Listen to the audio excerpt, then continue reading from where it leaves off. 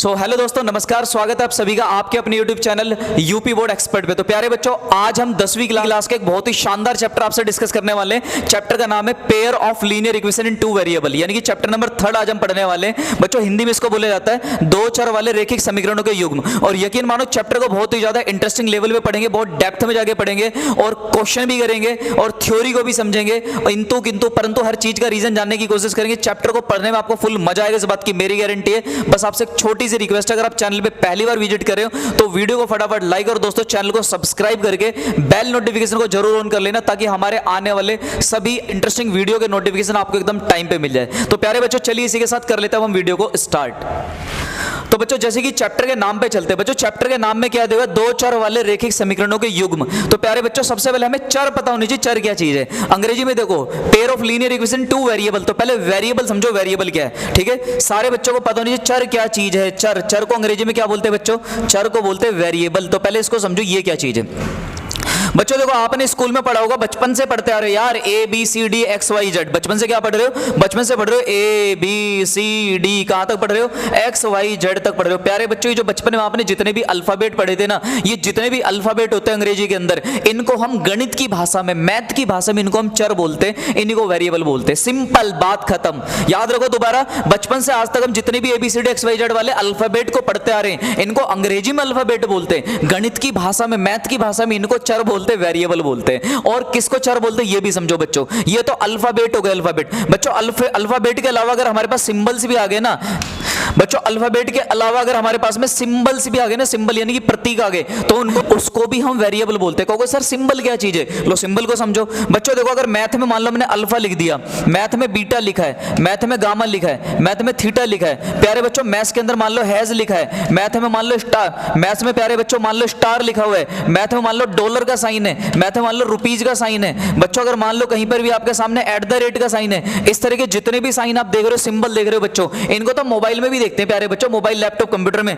तो इन प्रतीकों का, इन सिंबल्स का जो हम यूज करते हैं बच्चों, इनको भी मैथ की भाषा में चर यानी कि वेरिएबल बोलते हैं। तो चर को तो आप समझ गए होंगे। अब बच्चों, अगर आप चर को समझ गए तो अगले नंबर पे हमें यह समझना है बच्चों। देखो, जैसे कि मैंने लिखा x, तो आपको पता है कि ये चर कहलाएगा। चर, चर मतलब क्या कहलाएगा? वेरिएबल कहलाएगा। अभी ये बात मैंने आपको समझा दी कि हाँ सर ये वेरिएबल कहलाएगा। अब बच्चों, अगर मान लो कल को मैं बोल दूं कि यहाँ पे x की पावर कितनी है, घात कितनी है, तो आप बोलोगे सर x की पावर तो 1 है, घात है, क्योंकि बच्चों इसकी जो घात है वो 1 है, इसकी पावर कितनी चल रही है? 1 चल रही है।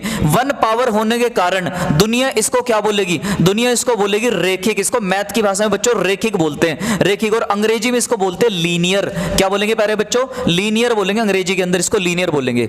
मतलब खाली x लिखा है तो x को एक वेरिएबल बोलेंगे, लेकिन जब इसकी घात को, पावर को देखते तो पावर 1 नजर आई, और 1 पावर के कारण हमने इसको क्या मान लिया? इसको रेखिक यानी कि लीनियर मान लिया। तो उम्मीद है आपको लीनियर का मतलब समझ में आएगा, लीनियर क्या होता है। अच्छा सर, एक बात बताओ, अगर सर x की पावर 2 हो जाए, या x की पावर 3 हो जाए, या सर x की पावर 0 हो जाए, तब ये लीनियर नहीं होगा, तब ये रेखिक नहीं होगा? नहीं बच्चों, तब ये रेखिक नहीं होगा। रेखिक यानी कि लीनियर सिर्फ तभी हो सकता है, मैथ्स में किसी भी चीज को लीनियर या रेखिक तभी बोला जाएगा जब वहां पर अंग्रेजी में किसी अल्फाबेट की घात यानी कि पावर 1 हो। जब उसकी पावर 1 होगी तो ही लीनियर कहलाएगा बच्चों। इस बात को आपको याद रखना है। और मैं आपको एक बात और बता के चलूं, अगर आप सोच रहे हो सर 3 लिख दें और सर 3 की पावर 1 लिख लो, सर ये भी लीनियर होगा क्या? ये भी रेखिक हो गया? नहीं बच्चों, ये रेखिक नहीं होगा।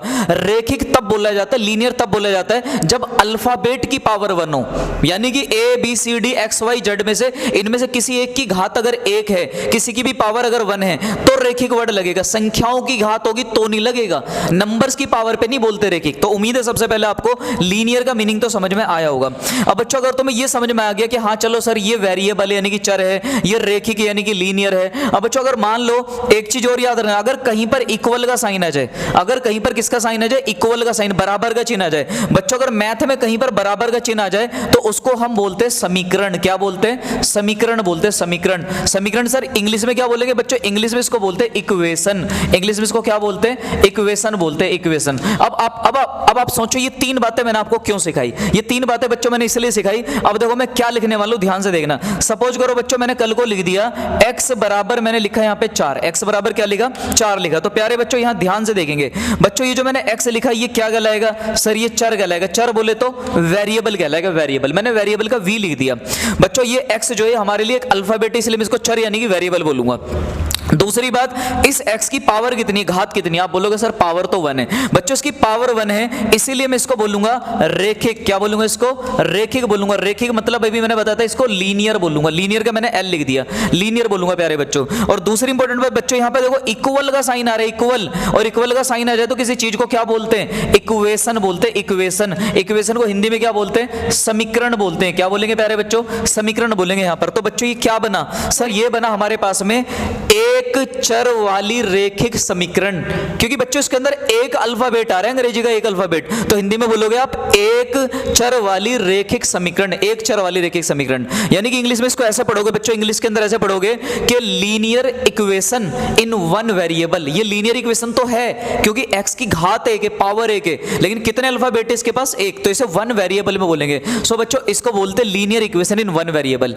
लेकिन हमारा ये चैप्टर ही नहीं, हम जो चैप्टर पढ़े इसका नाम है linear equation in two variable. हमें तो दो वेरिएबल में पढ़ना है। तो बच्चों जब एक वेरिएबल इतना आसान है तो दो वेरिएबल में भी कौन सी बड़ी बात है? प्यारे बच्चों, अगले एग्जांपल की तरफ बढ़ते हैं। जैसे कि मान के चलो मैंने लिया x और मैंने लिखा y और बराबर में लिखा 5 या 4, कुछ भी लिख लेते बच्चों, ठीक है। x और y को जुड़ के मैंने 5 के बराबर लिख दिया। अब बच्चों आप मुझे बताओ यहां पर ये x और ये y क्या है? आप कहोगे सर ये x और y चर हैं, यानी कि अल्फाबेट हैं। कितने अल्फाबेट हैं? ये 2 हैं। जबकि पिछला जो क्वेश्चन था उसमें अल्फाबेट कितने थे? इस वाले में एक अल्फाबेट था, लेकिन अब जो अल्फाबेट लिए वो कितने लिए? सर 2 लिए। तो इसलिए बच्चों इसे मैं बोलूंगा दो चर। क्या बोलूंगा इसको? दो चर। चर मतलब वेरिएबल, दो चर मतलब दो वेरिएबल लिए प्यारे बच्चों हमने, दो वेरिएबल। अच्छा अगली इंपॉर्टेंट बात ये भी है, इन दोनों की घात कितनी है? एक है, एक।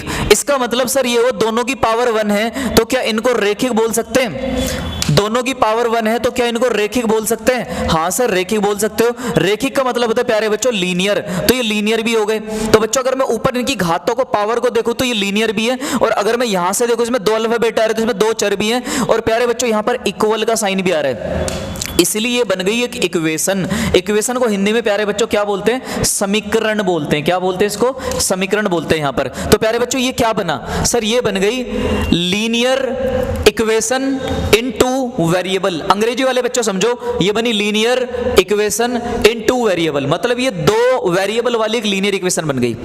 ये 2 वेरिएबल वाली लीनियर इक्वेशन बनी। बच्चों हिंदी वाले ऐसे याद करो, हिंदी वाले बच्चे, कि ये बन गई 2 चर वाली रेखिक समीकरण, 2 चर वाली रेखिक समीकरण। तो प्यारे बच्चों 2 चर वाली रेखिक समीकरण उसे बोलते हैं जिसमें अंग्रेजी के 2 अल्फाबेट आ जाएं। क्या आ जाए? 2 अल्फाबेट आ जाए, इक्वल का साइन आ जाए, और x और y जो है उनकी घात यानी उनकी पावर कितनी आ जाए? अल्फाबेट की पावर 1 आ जाए, उसकी घात 1 से ना तो ज्यादा चाहिए ना कम चाहिए। तो इसको बोलते हैं linear equation in two variable, यानी कि 2 चर वाली रेखिक समीकरण। तो प्यारे बच्चों 2 चर वाली रेखिक समीकरण के कुछ और एग्जांपल मैं आपको दिखा रहा हूं बच्चों। देखो जैसे कि मान के चलो मैंने लिखा है यहां पर x plus 3y is equal to में 4। तो प्यारे बच्चों ये जो मैंने लिखा है यहां पर इसको बोलेंगे 2 चर वाली रेखिक समीकरण। देखो यहां पर कितने चर आ रहे हैं? 2 चर आ रहे हैं, मतलब 2 वेरिएबल आ रहे हैं, और यहां इक्वल आ रहा है, और दोनों की घात यहां पर 1 आ रही है, तो इसलिए 2 चर वाली रेखिक समीकरण कहलाएगी। और भी एग्जांपल आप ले सकते हो, जैसे कि मान लो मैंने एक एग्जांपल है यहां पर, अंग्रेजी में कोई और अल्फाबेट ले लेता हूं। मान लो यहां पे लिखा 3p और प्लस में लिखा मैंने 2q इज इक्वल टू में 7 लिखा।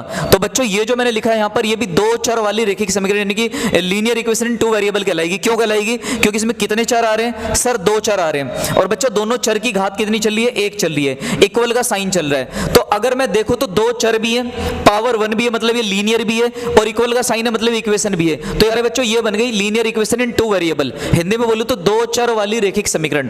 अब बच्चों ये जो हमने 2 चर वाली रेखिक समीकरण पढ़ी है, अब ये जो हमने 2 चर वाली रेखिक समीकरण देखी है बच्चों, अब हम इसका पढ़ने वाले स्टैंडर्ड फॉर्म। तो प्यारे बच्चों अब हम 2 चर वाली रेखिक समीकरण की स्टैंडर्ड फॉर्म को पढ़ने वाले। किसको पढ़ने वाले? स्टैंडर्ड फॉर्म को। स्टैंडर्ड फॉर्म बच्चों, स्टैंडर्ड फॉर्म को हम जनरल फॉर्म भी बोलते हैं। जनरल फॉर्म हिंदी में इसको बच्चों ऐसे याद करो, इसे हिंदी में बोलते हैं मानक रूप। क्या बोलते हैं? मानक रूप। सर ये क्या चीज आ गई? ये क्या चीज है? मानक रूप का क्या मतलब हुआ बच्चों? मानक रूप का मतलब ये हुआ कि अभी तक जो हम पढ़ रहे थे ना linear equation in two variable, दुनिया की सारी लीनियर इक्वेशन को हम किस रूप में लिख सकते हैं? ध्यान सुनना, अभी हमने क्या पढ़ा है? हमने पढ़ा linear equation in two variable, 2 चर वाली रेखिक समीकरण। अब सवाल ये उन 2 चर वाली रेखिक समीकरण को, दुनिया की जितनी भी रेखिक समीकरण है उनको हम किस रूप में लिख सकते हैं? उस रूप को बोला जाता है मानक रूप, उसको स्टैंडर्ड फॉर्म बोलते हैं। और वो फॉर्म कौन सी है बच्चों? बड़े ध्यान से समझना यहां पर, वो फॉर्म कौन सी है प्यारे बच्चों? वो फॉर्म है ax और प्लस में है by और प्लस में c बराबर में 0। ये वाली फॉर्म हर बच्चे को याद रखनी है। कहोगे सर समझ में नहीं आया कहां से आ गया? गया। बच्चों कहां से आया लो ये भी बता देता हूं। प्यारे बच्चों देखो, अगर मान लो मैंने यहां पे लिखा 2x और मान लो मैंने लिखा 3y और बच्चों मान लो मैंने लिखा बराबर में लिखा -4, ऐसा मैंने लिख दिया यहां पर, ठीक है। तो प्यारे बच्चों जो मैंने लिखा ये क्या है, आप कहोगे सर इसमें 2 वेरिएबल आ रहे हैं और पावर 1 है और इक्वल का साइन आ रहा है, तो ये आपने एक लीनियर इक्वेशन लिख दी 2 वेरिएबल के अंदर, यानी कि 2 चर वाली रेखिक समीकरण आपने लिख दी। तो बच्चों जो मैंने 2 चर वाली रेखिक समीकरण लिखी है, अब ध्यान से देखना, मैं इस माइनस की संख्या को इधर लेके आ रहा हूं। अब सोचिए जो माइनस की संख्या जब इधर आएगी प्यारे बच्चों, तो ये हो जाएगी प्लस की संख्या और बराबर में क्या बचेगा 0। माइनस की संख्या इधर आ गई, बराबर में कुछ नहीं बचा, तो क्या बचा 0 बचा। अब बच्चों मैंने क्या करा यहां पर, ये जो पहली वाली संख्या है इसको नाम दे दिया a का, और जो दूसरी वाली संख्या है इसको नाम दे दिया b का, और बच्चों जो तीसरी संख्या है इसको नाम दे दिया c का। तो बच्चों जब पहली संख्या को a, दूसरी को b, तीसरी को c बोलूंगा तो क्या बनेगा, ये बनेगा ax प्लस में क्या बनेगा by और प्लस में c बराबर क्या बनेगा 0 बनेगा। प्यारे बच्चों ये देखो, इसका मतलब ये हुआ दुनिया की किसी भी लीनियर इक्वेशन इन 2 वेरिएबल को, यानी कि 2 चर वाली रेखिक समीकरण को प्यारे बच्चों मैं ऐसा लिख सकता हूं, ax plus by plus c equal to में 0। याद रख लेना सारे बच्चों, ax plus by plus c बराबर 0। आप कहोगे सर अच्छा अगर ये चीज ऐसी है, अब आपके मन में आ रहा होगा सर ऐसा थोड़ी ना होता। अगर मान लो एग्जाम्पल ऐसा होता, सपोज करो ये वाला एग्जाम्पल होता 2x प्लस 3y और इक्वल टू में 4 होता, सर अब कैसे लिखते बताना। तो प्यारे बच्चों मुझे एक बात बताओ, अगर मैं यहां पर लिखना चाहूं, अगर मैं आपको यहां पे दिखाना चाहूं 4 को इधर लेके आओ 4 को, तो क्या बनेगा -4 बराबर में क्या बनेगी 0 बनेगी, बराबर में 0 बन गई। अब बच्चों मेरे कहने से एक काम करो, ये जो 2 चल रहा है ना 2, इस 2 को एक ब्रैकेट में डाल दो। किस में डाल दो, ब्रैकेट में, बाहर लिखा रहने दो x। बच्चों जो 3 है ना 3 को भी ब्रैकेट में डाल दो, बाहर किसको लिख दो y को लिख दो।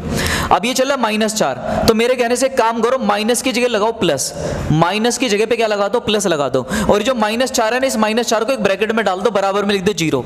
मतलब कर क्या रहे, जितनी भी संख्याएं हैं हर संख्या को किस में डाल रहा हूं, ब्रैकेट के अंदर डाल रहा हूं, और बराबर में क्या चल रहा है 0 चल रहा है। तो बच्चों देखो जो ब्रैकेट की पहली संख्या इसको मैं a बोल रहा हूं, और जो दूसरी संख्या इसको मैं b बोल रहा हूं, और जो ब्रैकेट की तीसरी संख्या इसको मैं c बोल रहा हूं। प्यारे बच्चों जब मैं इसको abc बोलूंगा तो देखो क्या बना, ये बनेगा ax और ये बनेगा by और ये बनेगा प्लस का c और बराबर में क्या बनेगा 0। अरे हाँ सर सही कह रहे हो सर, ये तो आप फिर से वही लिया है, ax plus by plus c बराबर 0। तो बच्चों आप कुछ भी कर लो, दुनिया की किसी भी लीनियर इक्वेशन को उठा लाओ जो 2 वेरिएबल में हो, 2 चर के अंदर हो, मैं उसको ऐसा लिख के दिखा दूंगा ax plus by plus c बराबर 0। तो हमने क्या सीखा, दुनिया की किसी भी 2 चर वाली रेखिक समीकरण को हम इस रूप में लिख सकते हैं ax plus by plus c बराबर 0 के रूप में। इसी को बच्चों मानक रूप बोला जाता है, इसी को स्टैंडर्ड फॉर्म बोली जाती है, याद रखना इसी को जनरल फॉर्म भी बोला जाता है, general form of a linear equation in 2 variable, यानी कि 2 चर वाली रेखिक समीकरण का मानक रूप कहलाता है ये, ठीक है ना। और यहां पर ये a की जगह पर कौन होगा, a की जगह कोई संख्या होती है,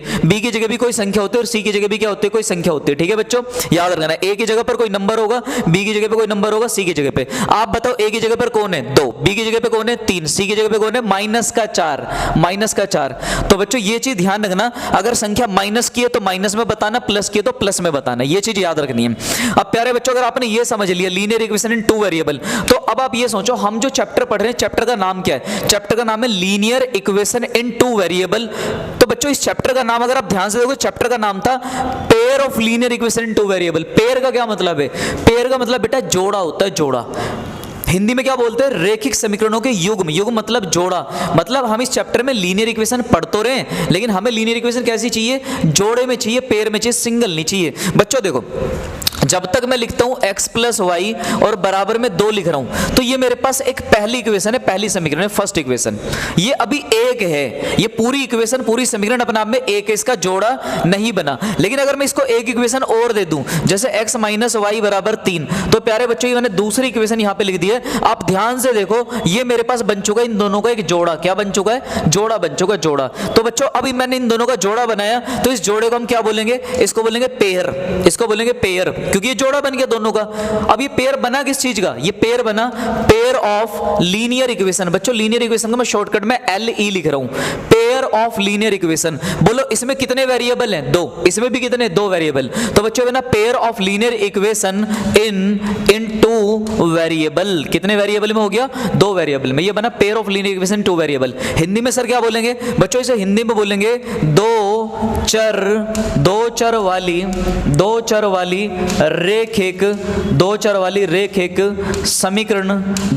रेखिक समीकरण है ना, दो चर वाली रेखिक समीकरण के युग्म। क्या बोलेंगे बच्चों? दो चर वाली रेखिक समीकरण के युग्म। मतलब ध्यान से देखो, इसमें कितने चर हैं? दो चर है। इसमें भी कितने चर है? दो चर। तो बच्चों ये दो चर वाली समीकरण है, ये भी दो चर वाली समीकरण है, लेकिन जोड़े में है, जोड़े में, तो इसलिए बोला दो चर वाली रेखिक समीकरण के युग्म। ठीक है। अब बच्चों अभी थोड़ी देर पहले हमने पढ़ा था कि अगर हमारे पास एक इक्वेशन होती है, एक समीकरण होती है, तो उस एक इक्वेशन को हम ऐसा लिख सकते हैं ax plus by plus c बराबर 0 के रूप में लिख सकते हैं। अब सवाल है, अगर हमारे पास दो समीकरण होंगी, दो जोड़े में होंगी, तो उनको किस रूप में लिख सकते हैं, वो समझने वाली बात है। ठीक है बच्चों, अगर दो समीकरण होंगी, इनको किस रूप में लिख सकते हैं बच्चों? आप सुनो, अब यहां पर ये समझने वाली बात है कि इनकी स्टैंडर्ड फॉर्म क्या होगी, इनका मानक रूप क्या होगा।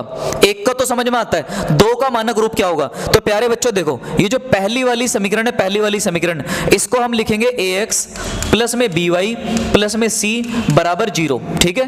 और दूसरी वाली को भी क्या लिखोगे? दूसरी वाली को भी लिखोगे ax प्लस में by प्लस में c इक्वल टू 0। लेकिन प्यारे बच्चों समझने वाली बात यह है कि जरूरी तो नहीं है ना दोनों की गुणा में जो संख्याएं चले वो बराबर हो, एक जैसी हो। तो इसलिए हम क्या करेंगे, इधर लगा देंगे a1, इधर लगा देंगे a2, इधर लगा देंगे b1, इधर लगा देंगे b2, इधर लगा देंगे c1, इधर लगा देंगे c2। बच्चों देखो, जहां मैंने 1 1 1 लगाया है, 1 1 1 लगाया, इसका मतलब यह है कि वो पहली इक्वेशन है, और जहां पर मैंने 2 2 2 लगाया, इसका मतलब वो दूसरी इक्वेशन है। ठीक है ना। अब कहोगे सर ये a1 a2 b1 b2 समझ में नहीं आया। बच्चों समझ में नहीं आया तो मैं समझाऊंगा, आप टेंशन क्यों ले रहे हो। प्यारे बच्चों मान के चलो, मेरे पास एक एग्जांपल है 2x plus 3y is equal to -4। ठीक है। और दूसरा एग्जांपल है मेरे पास, मान के चलो 3x और प्लस में 4y इज इक्वल टू -5। तो प्यारे बच्चों ये जो मैंने यहां पे लिखा है ये क्या है? आप कहोगे सर ये हमारी pair of linear equation in two variable है ना, यानी कि दो चर वाली रेखिक समीकरणों का एक जोड़ा लिखा है आपने, पेयर लिखा है। तो बच्चों अब एक बात बताओ, मैं तुमसे पूछना चाहता हूं,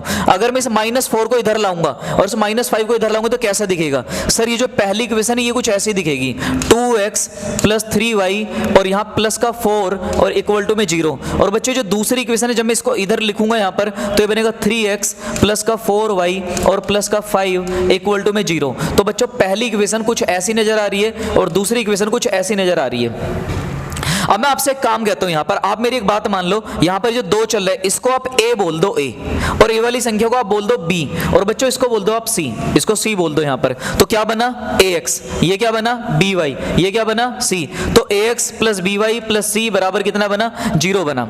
अब यहां पे इसी तरीके सोचो, इसको भी क्या मान लो सर? a मान लो, और इसको क्या मान लो? इसको b मान लो, इसको क्या मान लो? c मान लो। तो बच्चों ये भी क्या बना? ax plus by plus c बराबर कितना बना? 0 बना। लेकिन बच्चों यहाँ समझने वाली बात ये है, क्या ये वाली संख्या जो यहाँ चल रही है, क्या ये वाली संख्या दोनों एक जैसी है या अलग अलग है? आप कहोगे सर दोनों अलग अलग है। बच्चों दोनों अलग हैं, इसीलिए मैं बोलूंगा ये वाला a1 कहलाएगा और ये वाला a2 कहलाएगा। बच्चों यहाँ की संख्या अलग है, यहाँ की संख्या अलग है, दोनों संख्या अलग है, इसलिए यहाँ मैंने लगाया b1, यहाँ लगा दिया मैंने b2। और बच्चों यहाँ की संख्या अलग अलग है, इसके साथ लगा c1, यहाँ पे लगा दिया c2। ठीक है। तो बच्चों एक इक्वेशन तो हमारे पास यहाँ वाली बन गई और एक इक्वेशन हमारे पास यहाँ बन गई, और इन दोनों को ही मैंने यहाँ पर समझाया आपको, इन दोनों को मैंने आपको यहाँ पर समझाया था, और इन दोनों को बच्चों मैंने आपको यहाँ पर लिख करके भी समझाया था कि हम इनको ऐसा लिख सकते हैं। ठीक है ना, इस तरीके से लिख सकते हैं। तो दो लीनियर इक्वेशन का जो जोड़ा होता है उसकी स्टैंडर्ड फॉर्म ऐसे लिखी जाती है। प्यारे बच्चों मैं दोबारा पूछता हूँ आपसे, अगर हमारे पास लीनियर इक्वेशन अगर एक है,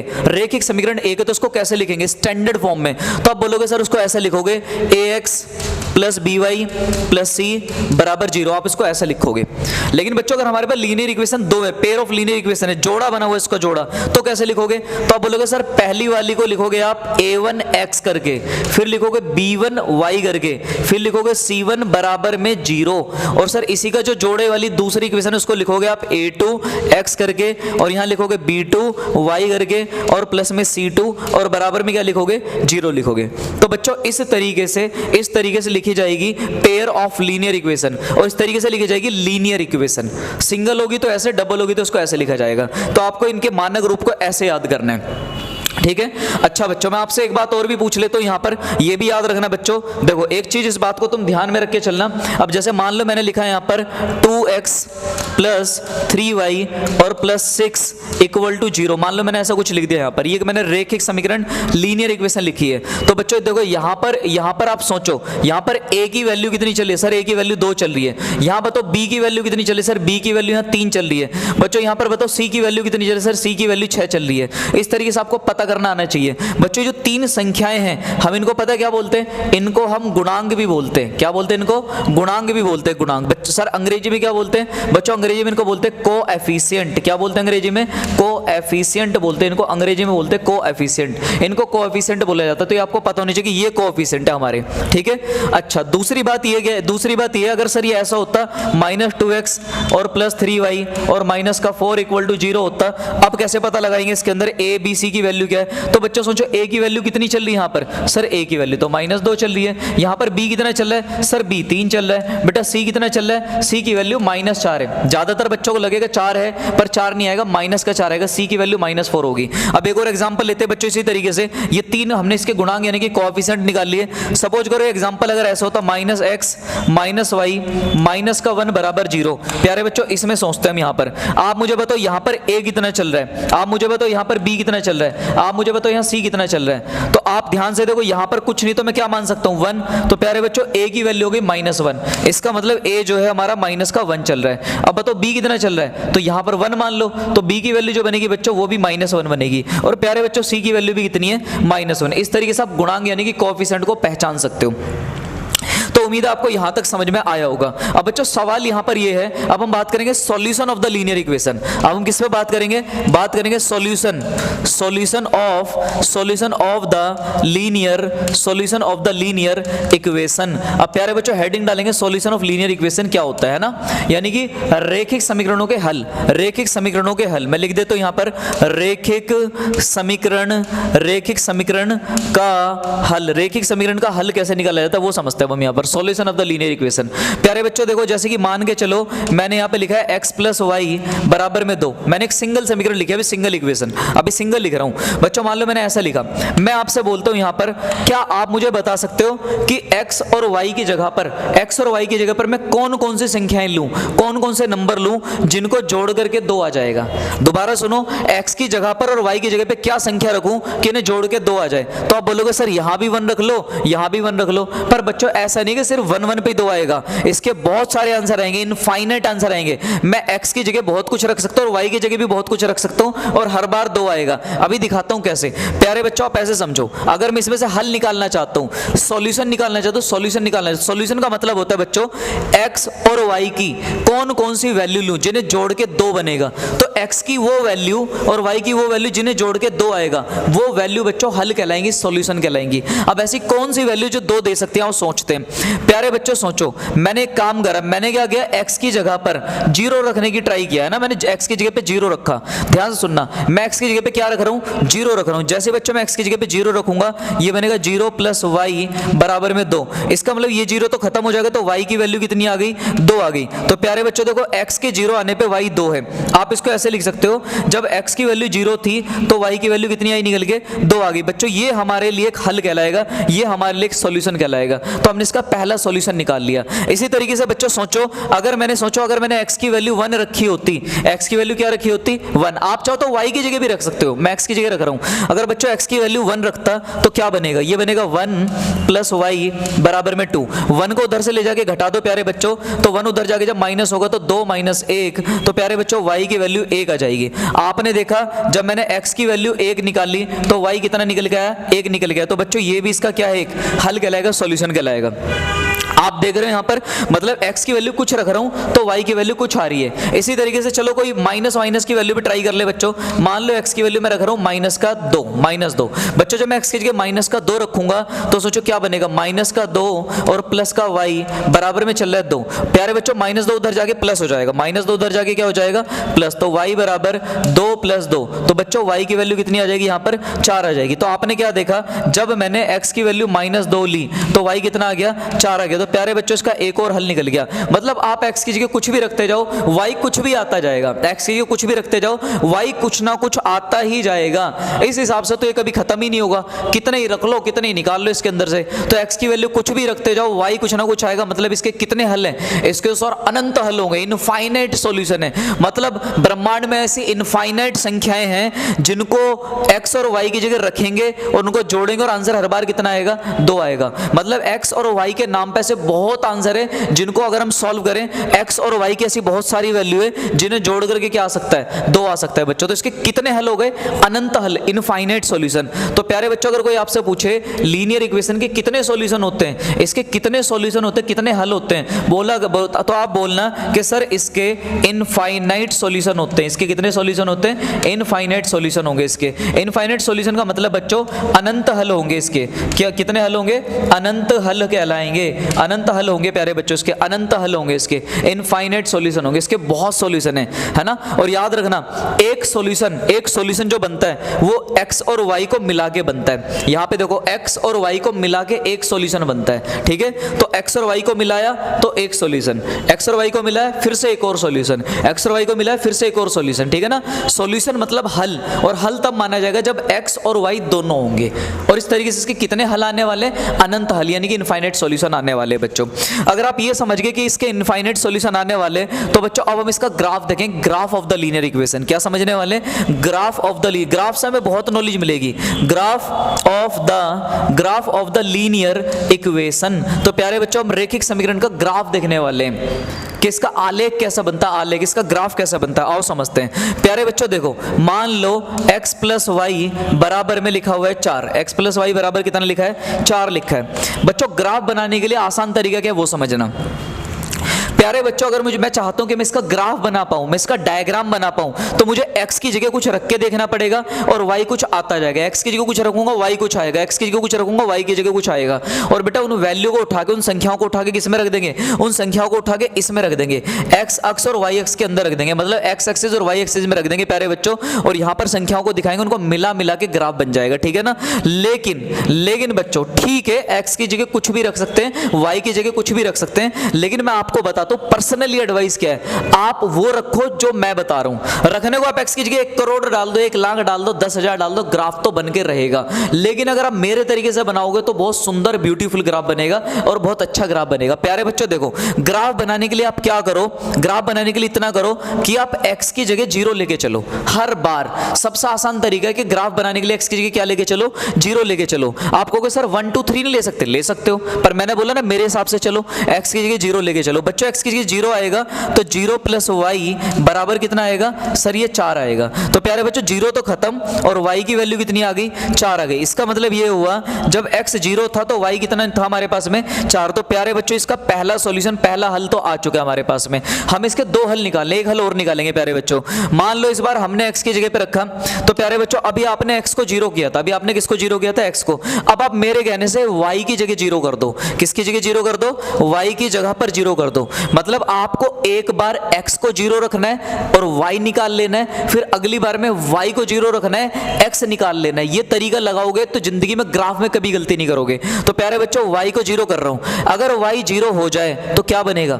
अगर y 0 हो जाए तो क्या बनेगा? ये बनेगा x, ये बनेगा x और प्लस में बनेगा 0 और बराबर में बनेगा 4। प्यारे बच्चों इसको सॉल्व करेंगे, 0 तो खत्म हो जाएगा, 0 तो खत्म हो जाएगा, तो ये आएगा मेरे पास में x बराबर 4 निकल के आएगा बच्चों। तो हमने क्या देखा? हमने देखा कि हमारे पास जो अगला वाला सॉल्यूशन बना उसमें x की वैल्यू 4 निकल के आ रही है, जबकि y कितना गया था? 0। तो बच्चों x को पहले लिखना है, y को बाद में, x को पहले y को बाद में। तो x 4 आया, y 0 आया। तो बताओ हमने कितने हल निकाल लिए? सर हमने 2 हल निकाल लिए। बच्चों जैसे आपने 2 सॉल्यूशन यानी कि 2 हल निकाल लिए, अब आपको क्या करना है? अब आपको बनानी है एक टेबल। क्या बनानी है? एक टेबल बनानी है बच्चों। ऐसे एक सारणी बनानी है, एक ऐसी सारणी, एक ऐसी टेबल बनानी है।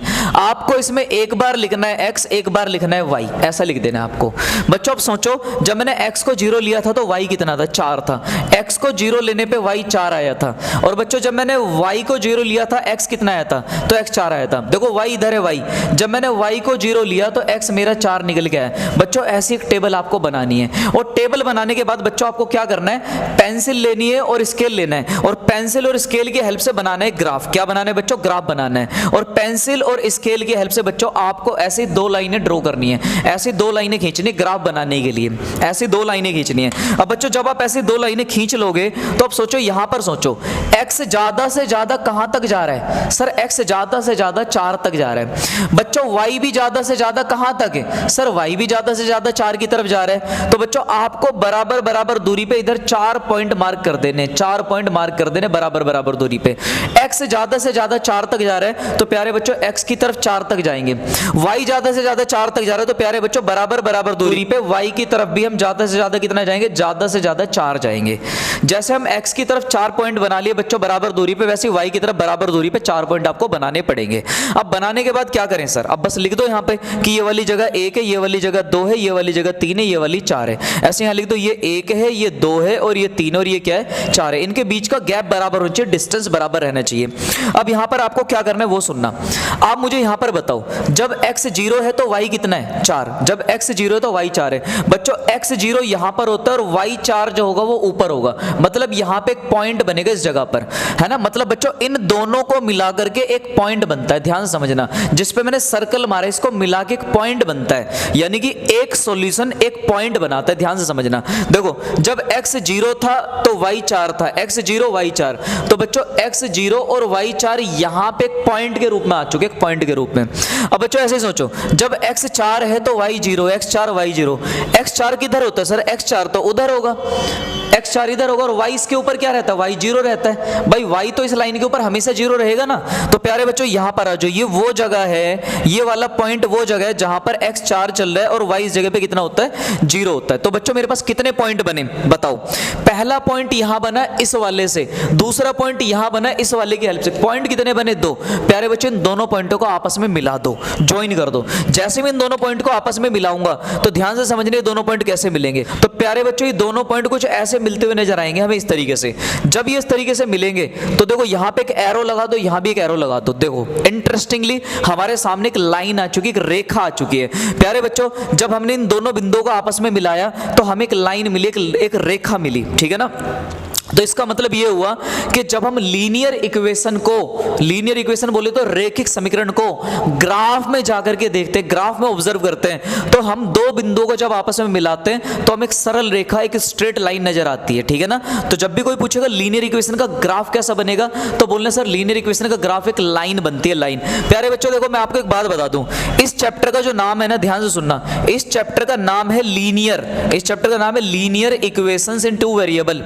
हिंदी में बोलते रेखिक, हिंदी में क्या बोलते रेखिक। चैप्टर के नाम में शुरुआत में रेखिक वर्ड आ रहा था, ध्यान से समझना। लीनियर, लीनियर अगर आप लीनियर को ध्यान से देखो तो LINE इसमें लाइन छिपा हुआ है। अगर आप लीनियर वर्ड को ध्यान से देखो तो इसमें एक शब्द छिपा हुआ है लाइन। अगर आप रेखिक को ध्यान से देखो तो प्यारे बच्चों रेखिक मतलब रेखा से जुड़ा हुआ, रेखा मतलब सीधी रेखा। तो प्यारे बच्चों इससे आप याद कर लो, चैप्टर में इसका नाम है लाइन, चैप्टर में छिपा हुआ है रेखा। तो इसलिए जब भी इसका ग्राफ बनेगा, ग्राफ वो एकदम सरल रेखा, एक सीधी रेखा बनेगा, एक स्ट्रेट लाइन बनेगी, ठीक है ना, एक लाइन बनती है। तो प्यारे बच्चों इस तरीके से ग्राफ बनता है। आओ एक और ग्राफ देखते हैं, लीनियर इक्वेशन का एक ग्राफ और देखते हैं प्यारे बच्चों। मान लो बच्चों अगर x माइनस वाई बराबर 4 होता तो इसका ग्राफ कैसे बनाते हैं सर। अभी तक तो प्लस लिया आपने, माइनस पे कैसे बनता। तो प्यारे बच्चों माइनस पे इसका ग्राफ कुछ ऐसे बनता। आपको क्या करना है, एक बार x को रखना है 0। प्यारे बच्चों x को 0 रखने पर ये बचेगा माइनस का y बराबर में बनेगा 4। x 0 हो गया, x 0 को भूल जाओ तो माइनस y बराबर 4 बचेगा, माइनस को उधर भेज दो तो बच्चों y की वैल्यू -4 आ जाएगी निकल के। इसका मतलब हमारे पास पहला सॉल्यूशन, पहला हल जो निकल गया वो है 0, -4 आ चुका है। बच्चों इसका दूसरा हल निकालेंगे। अभी हमने x को 0 किया है, इस बार प्यारे बच्चों ग्राफ बनाने के लिए y को 0 कर दो। बच्चों जैसे आप y को 0 करोगे तो y को 0 करने पर क्या होगा, x माइनस का 0 बराबर आ जाएगा यहाँ पर 4। बच्चों जैसे ये 0 होगा तो x बराबर 4 बचेगा हमारे पास में, मतलब ये 0 खत्म। अच्छा तो मतलब मेरे पास जो दूसरा हल बना वो क्या बना सर, दूसरे हल में आपका x जो है वो 4 चल रहा है और जो y है वो 0 चल रहा है। तो प्यारे बच्चों आओ इसकी बनाएंगे टेबल, इसकी एक सारणी बना के रेडी करते हैं। प्यारे बच्चों हम इसकी बनाएंगे टेबल। तो टेबल बनाने के लिए आपको क्या करना है, एक बॉक्स में लिखना है x और एक में लिखना है y। एक में क्या लिखना है x और दूसरे में क्या लिख देना है, y लिख देना है। अब बताओ जब x 0 था तो y कितना था, -4। तो प्यारे बच्चों जब x 0 था तो y -4 था, और जब x 4 है तो y कितना है, 0। जब x 4 है तो y 0 चल रहा है। बन गई टेबल। अब बच्चों टेबल के लिए बस हमारे लिए 2 पॉइंट काफी होते हैं, इतनी ही टेबल बनानी है आपको। अब सर इसके बाद क्या करें बच्चों, अब आपको बनाना है ग्राफ। और प्यारे बच्चों ग्राफ बनाने के लिए आपको क्या करना है, ऐसी ना 2 लाइनें ड्रॉ करनी है। इस तरीके से कर ली 2 लाइनें ड्रॉ, हाँ सर कर ली। इस तरीके से आपको 2 लाइनें ड्रॉ करनी है बेटा। जब आप 2 लाइनें यानी कि 2 रेखाएं खींच लोगे यहाँ पर, ये पेंसिल और स्केल से बनानी है आपको। अब आपको सोचना है x ज्यादा से ज्यादा कहां तक जा रहे हैं सर, 4 तक जा रहे हैं। तो बच्चों x की तरफ आप 4 पॉइंट मार्क कर दो, बराबर बराबर दूरी पे 4 बिंदु बना दो। y कहां तक जा रहा है सर, y तो -4 की तरफ जा रहा है। बच्चों y -4 जा रहा है तो y इधर माइनस में होता है। देखो ऊपर जो y होता है वो पॉजिटिव वैल्यू के साथ होता है, नीचे जो y होता है वो नेगेटिव वैल्यू के साथ होता है। इधर x पॉजिटिव इधर x नेगेटिव रहता है। तो मुझे y की तरफ -4 चाहिए, मतलब नीचे आना पड़ेगा, -1 -2 -3 -4। तो बच्चों यहां लिख दो कि ये -1 है, ये -2 है, ये -3 है, ये -4 है। यहाँ भी लिख दो ये 1 है, ये 2 है, ये 3 है और ये 4 है। ठीक है। अब बच्चों यहाँ पे पॉइंट मेंशन करेंगे, यहाँ पर पॉइंट। प्यारे बच्चों बताओ पहला पॉइंट क्या है, जब x 0 है तो y -4 है। x 0 y -4 मतलब पहला बिंदु यहाँ पे आएगा। ये बिंदु जो बनेगा बच्चों ये बनेगा 0, -4।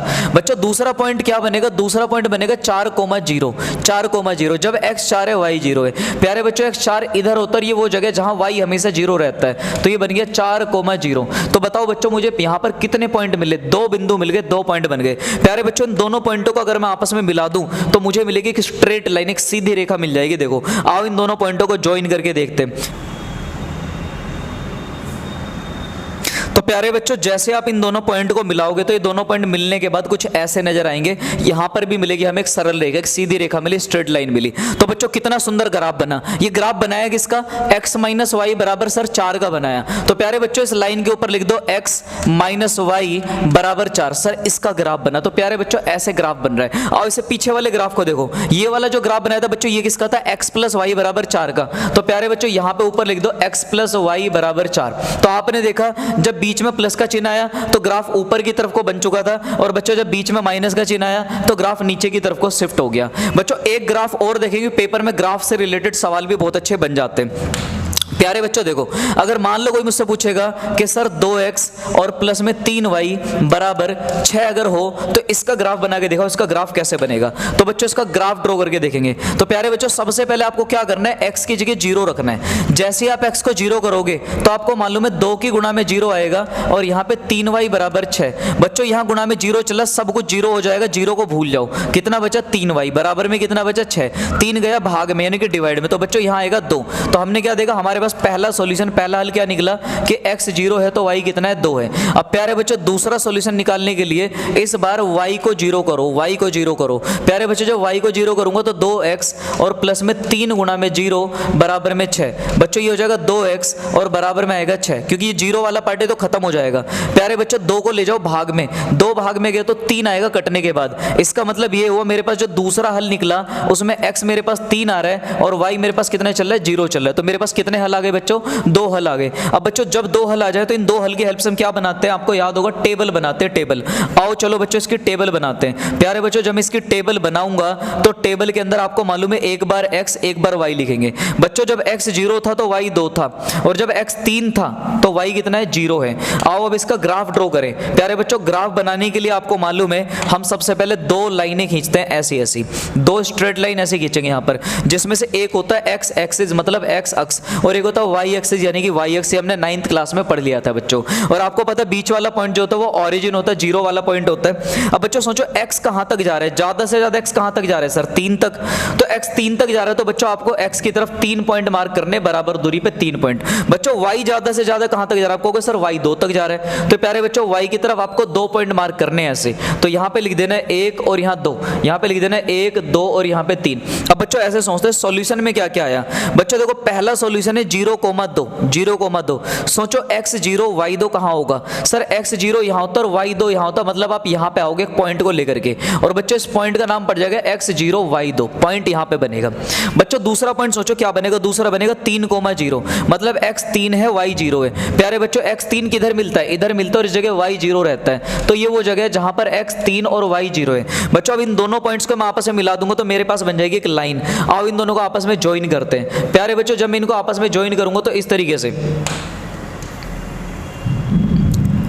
तो प्यारे बच्चों जब मैं इनको आपस में ज्वाइन करूंगा तो इस तरीके से मेरे पास एक लाइन जाती हुई नजर आएगी। यहां से एक लाइन जाएगी बच्चों, देखो इस तरीके से लाइन जाएगी, और ये बनेगा इसका ग्राफ। ये ग्राफ किसका बना, 2x प्लस 3y बराबर 6 का।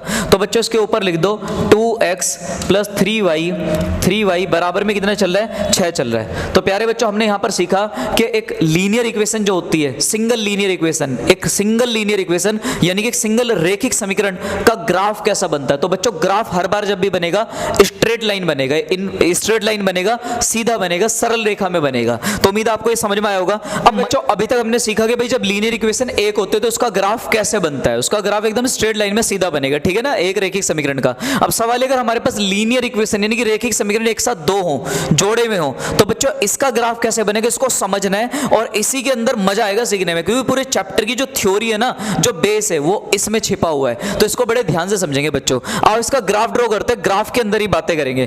प्यारे बच्चों पहली समीकरण क्या है भाई, पहली समीकरण है x माइनस वाई बराबर 1। तो आप ग्राफ बनाने के लिए क्या करो, x की जगह रख दो 0। बच्चों x को 0 करने पे x तो खत्म हो जाएगा, बचेगा माइनस का y और बराबर में बचेगा 1। देखो इस x को 0 कर दिया, ठीक है ना, x तो खत्म हो गया, बचा क्या, माइनस y बराबर 1। प्यारे बच्चों माइनस को उधर भेज दो, माइनस को जब आप उधर भेजोगे तो y की वैल्यू कितनी आ जाएगी, -1। इसका मतलब ये हुआ हमारा जो पहला सॉल्यूशन निकला x की वैल्यू 0 और y कितना निकला, -1 निकला। अब बच्चों आपको इसी के अंदर क्या करना है, एक बार y को 0 करना है, y को 0। जब आप y को 0 रखोगे तो x माइनस, और यहां जब 0 रखोगे तो -0 बराबर में 1। बच्चों 0 को भूल जाओ तो x बराबर कितना आ गया, 1 आया सर निकल के। इसका मतलब प्यारे बच्चों आपका जो दूसरा हल बना उसमें x की वैल्यू 1 है और y की वैल्यू कितनी है, 0 चल रही है। तो ये हमारे पास इन दोनों, इसका एक हल आ चुका है निकल के। कितने हल निकाल लिए बच्चों, हमने 2 हल निकाल लिए। तो मैं इसकी टेबल बना सकता हूं प्यारे बच्चों, आओ इसकी टेबल भी रेडी कर लेते हैं बना करके। तो प्यारे बच्चों जब मैं इसकी टेबल बनाऊंगा तो टेबल कुछ इस तरीके से बनेगी। इस टेबल को आप यहां पर बना सकते हो। देखो टेबल में लिखा जाएगा बच्चों एक x की वैल्यू और एक किसकी वैल्यू, y की वैल्यू। तो बच्चों जब x हमारे पास 0 था तो y कितना था, -1, और जब x हमारे पास 1 था तो y कितना था, 0 था। तो हमने इसको तो सॉल्व कर लिया। अब आते हैं सेकंड वाली इक्वेशन पे। प्यारे बच्चों अब सेकंड इक्वेशन को देखेंगे कि दूसरी इक्वेशन को आप कैसे सॉल्व कर सकते हो। तो अगर मैं दूसरी इक्वेशन की बात करूं तो दूसरी इक्वेशन चल रही है हमारे पास 2x और प्लस में y बराबर चल रहा है 8। आपको इसमें x को 0 करना है। जब आप x को 0 करोगे तो ये पूरा खत्म हो जाएगा, तो y बचेगा, और y बराबर कितना आएगा बच्चों, 8 आ जाएगा। इसका मतलब यहाँ वाला जो हल निकला, यहाँ वाला जो सॉल्यूशन निकला उसमें x 0 और y 8 निकल के आया। अब बच्चों अब आपने x को 0 किया, इस बार क्या करना है, इस बार आपको y की जगह 0 रखना है। जब आप y को 0 रखोगे तो बनेगा 2x और प्लस में ये 0 हो जाएगा और बराबर में चल रहा है 8। 0 को भूल जाओ तो बच्चों 2x बराबर में आ जाएगा 8, और प्यारे बच्चों x की वैल्यू यहाँ से आ जाएगी 4, तो x की वैल्यू यहाँ से मिली 4। इसका मतलब यहाँ पे जो हमारा हल निकला, यहाँ जो सॉल्यूशन निकला उसमें x 4 है और y उसके अंदर चल रहा है 0। तो ये सॉल्यूशन हमें बनाना आना चाहिए। अब बच्चों देखो हमारे पास यहाँ पर भी इसके सॉल्यूशन आ गए, तो हम इसकी टेबल बना के रेडी कर सकते हैं। तो प्यारे बच्चों जब मैं इसकी टेबल बनाऊंगा तो इसकी टेबल कुछ इस तरीके से बन जाएगी। यहां पर आप टेबल में ऐसे बनाओगे कि भैया इस वाले केस में जो x की वैल्यू है वो x की वैल्यू थी 0 और y कितना था 8, और यहां पर x की वैल्यू थी 4 और y कितना था 0। तो बच्चों इस तरीके से हमने 2 टेबल बना ली। भाई एक इक्वेशन होती तो एक टेबल बनती, 2 इक्वेशन है तो 2 टेबल बनी। अब बच्चों इन दोनों का ग्राफ ड्रॉ करते हैं। ग्राफ, आओ ग्राफ बनाते हैं। बच्चों ग्राफ बनाने से पहले आपको ये सोचना है, ग्राफ बनाने से पहले आपको ये सोचना है, इसमें आ जाओ, इसमें x कहां तक जा रहा है, 1 तक, इसमें x कहां तक जा रहा है, 4 तक। मतलब मतलब x की तरफ जो पॉजिटिव साइड होगी वो 4 तक खुलेगी खाली, ठीक है। अब देखो इसमें y कहां तक जा रहा है -1 तक, इसमें y कहां तक जा रहा है 8 तक, मतलब y पॉजिटिव साइड में 8 तक जाएगा और नीचे नेगेटिव साइड में -1 तक। तो प्यारे बच्चों इसका जो ग्राफ हम बनाने वाले हैं, इसका ग्राफ कुछ ऐसा बनने वाला है, इसका ग्राफ कुछ ऐसा बनने वाला है। आप इसका ग्राफ ऐसा बनाओगे, ठीक है, इस तरीके से ग्राफ ड्रॉ करोगे बना करके। अब आपको क्या देखना है, x की वैल्यू कहां तक जा रही है 1 तक, और यहां कहां तक जा रही है 4 तक। x की वैल्यू यहां जा रही है 1 तक, यहां जा रही है 4 तक। तो प्यारे बच्चों x की तरफ आपको 4 पॉइंट मार्क करने, कितने पॉइंट मार्क करने, 4 पॉइंट, 1 2 3 4। आप यहां लिख दो 1 2 3 और 4। बच्चों बीच वाला पॉइंट तो हमेशा 0 रहता है, ठीक है, ये वाला पॉइंट हमेशा 0 रहेगा। अब आप मुझे बताओ y कहां तक जा रहा है, y सर y तो जा रहा है -1 तक और ऊपर जा रहा है 8 तक। तो प्यारे बच्चों ऊपर 8 तक जा रहा है तो ऊपर 8 पॉइंट बनाऊंगा, 1 2 3 4 5 6 7 8। ये बराबर बराबर दूरी पे बनेगा 8 पॉइंट। यहां लिख दो 1 2 3 4 5 6 7 और प्यारे बच्चों ये 8, ठीक है। लेकिन y नेगेटिव में कहां तक जा रहा है -1 तक। तो बच्चों y को नीचे भी बनाएंगे, -1 की तरफ बनाएंगे यहां पर। अब प्यारे बच्चों अब बनेगा इसका ग्राफ, अब इसका ग्राफ ड्रॉ करेंगे, ठीक है ना, आप समझेंगे ग्राफ को। अब आप मुझे बताओ यहां पर जब x 0 था तो y कितना था, -1। सोचो x 0 यहां होता है, y -1 यहां होता है, मतलब पहला पॉइंट यहां मिलेगा और ये मिलेगा 0, -1।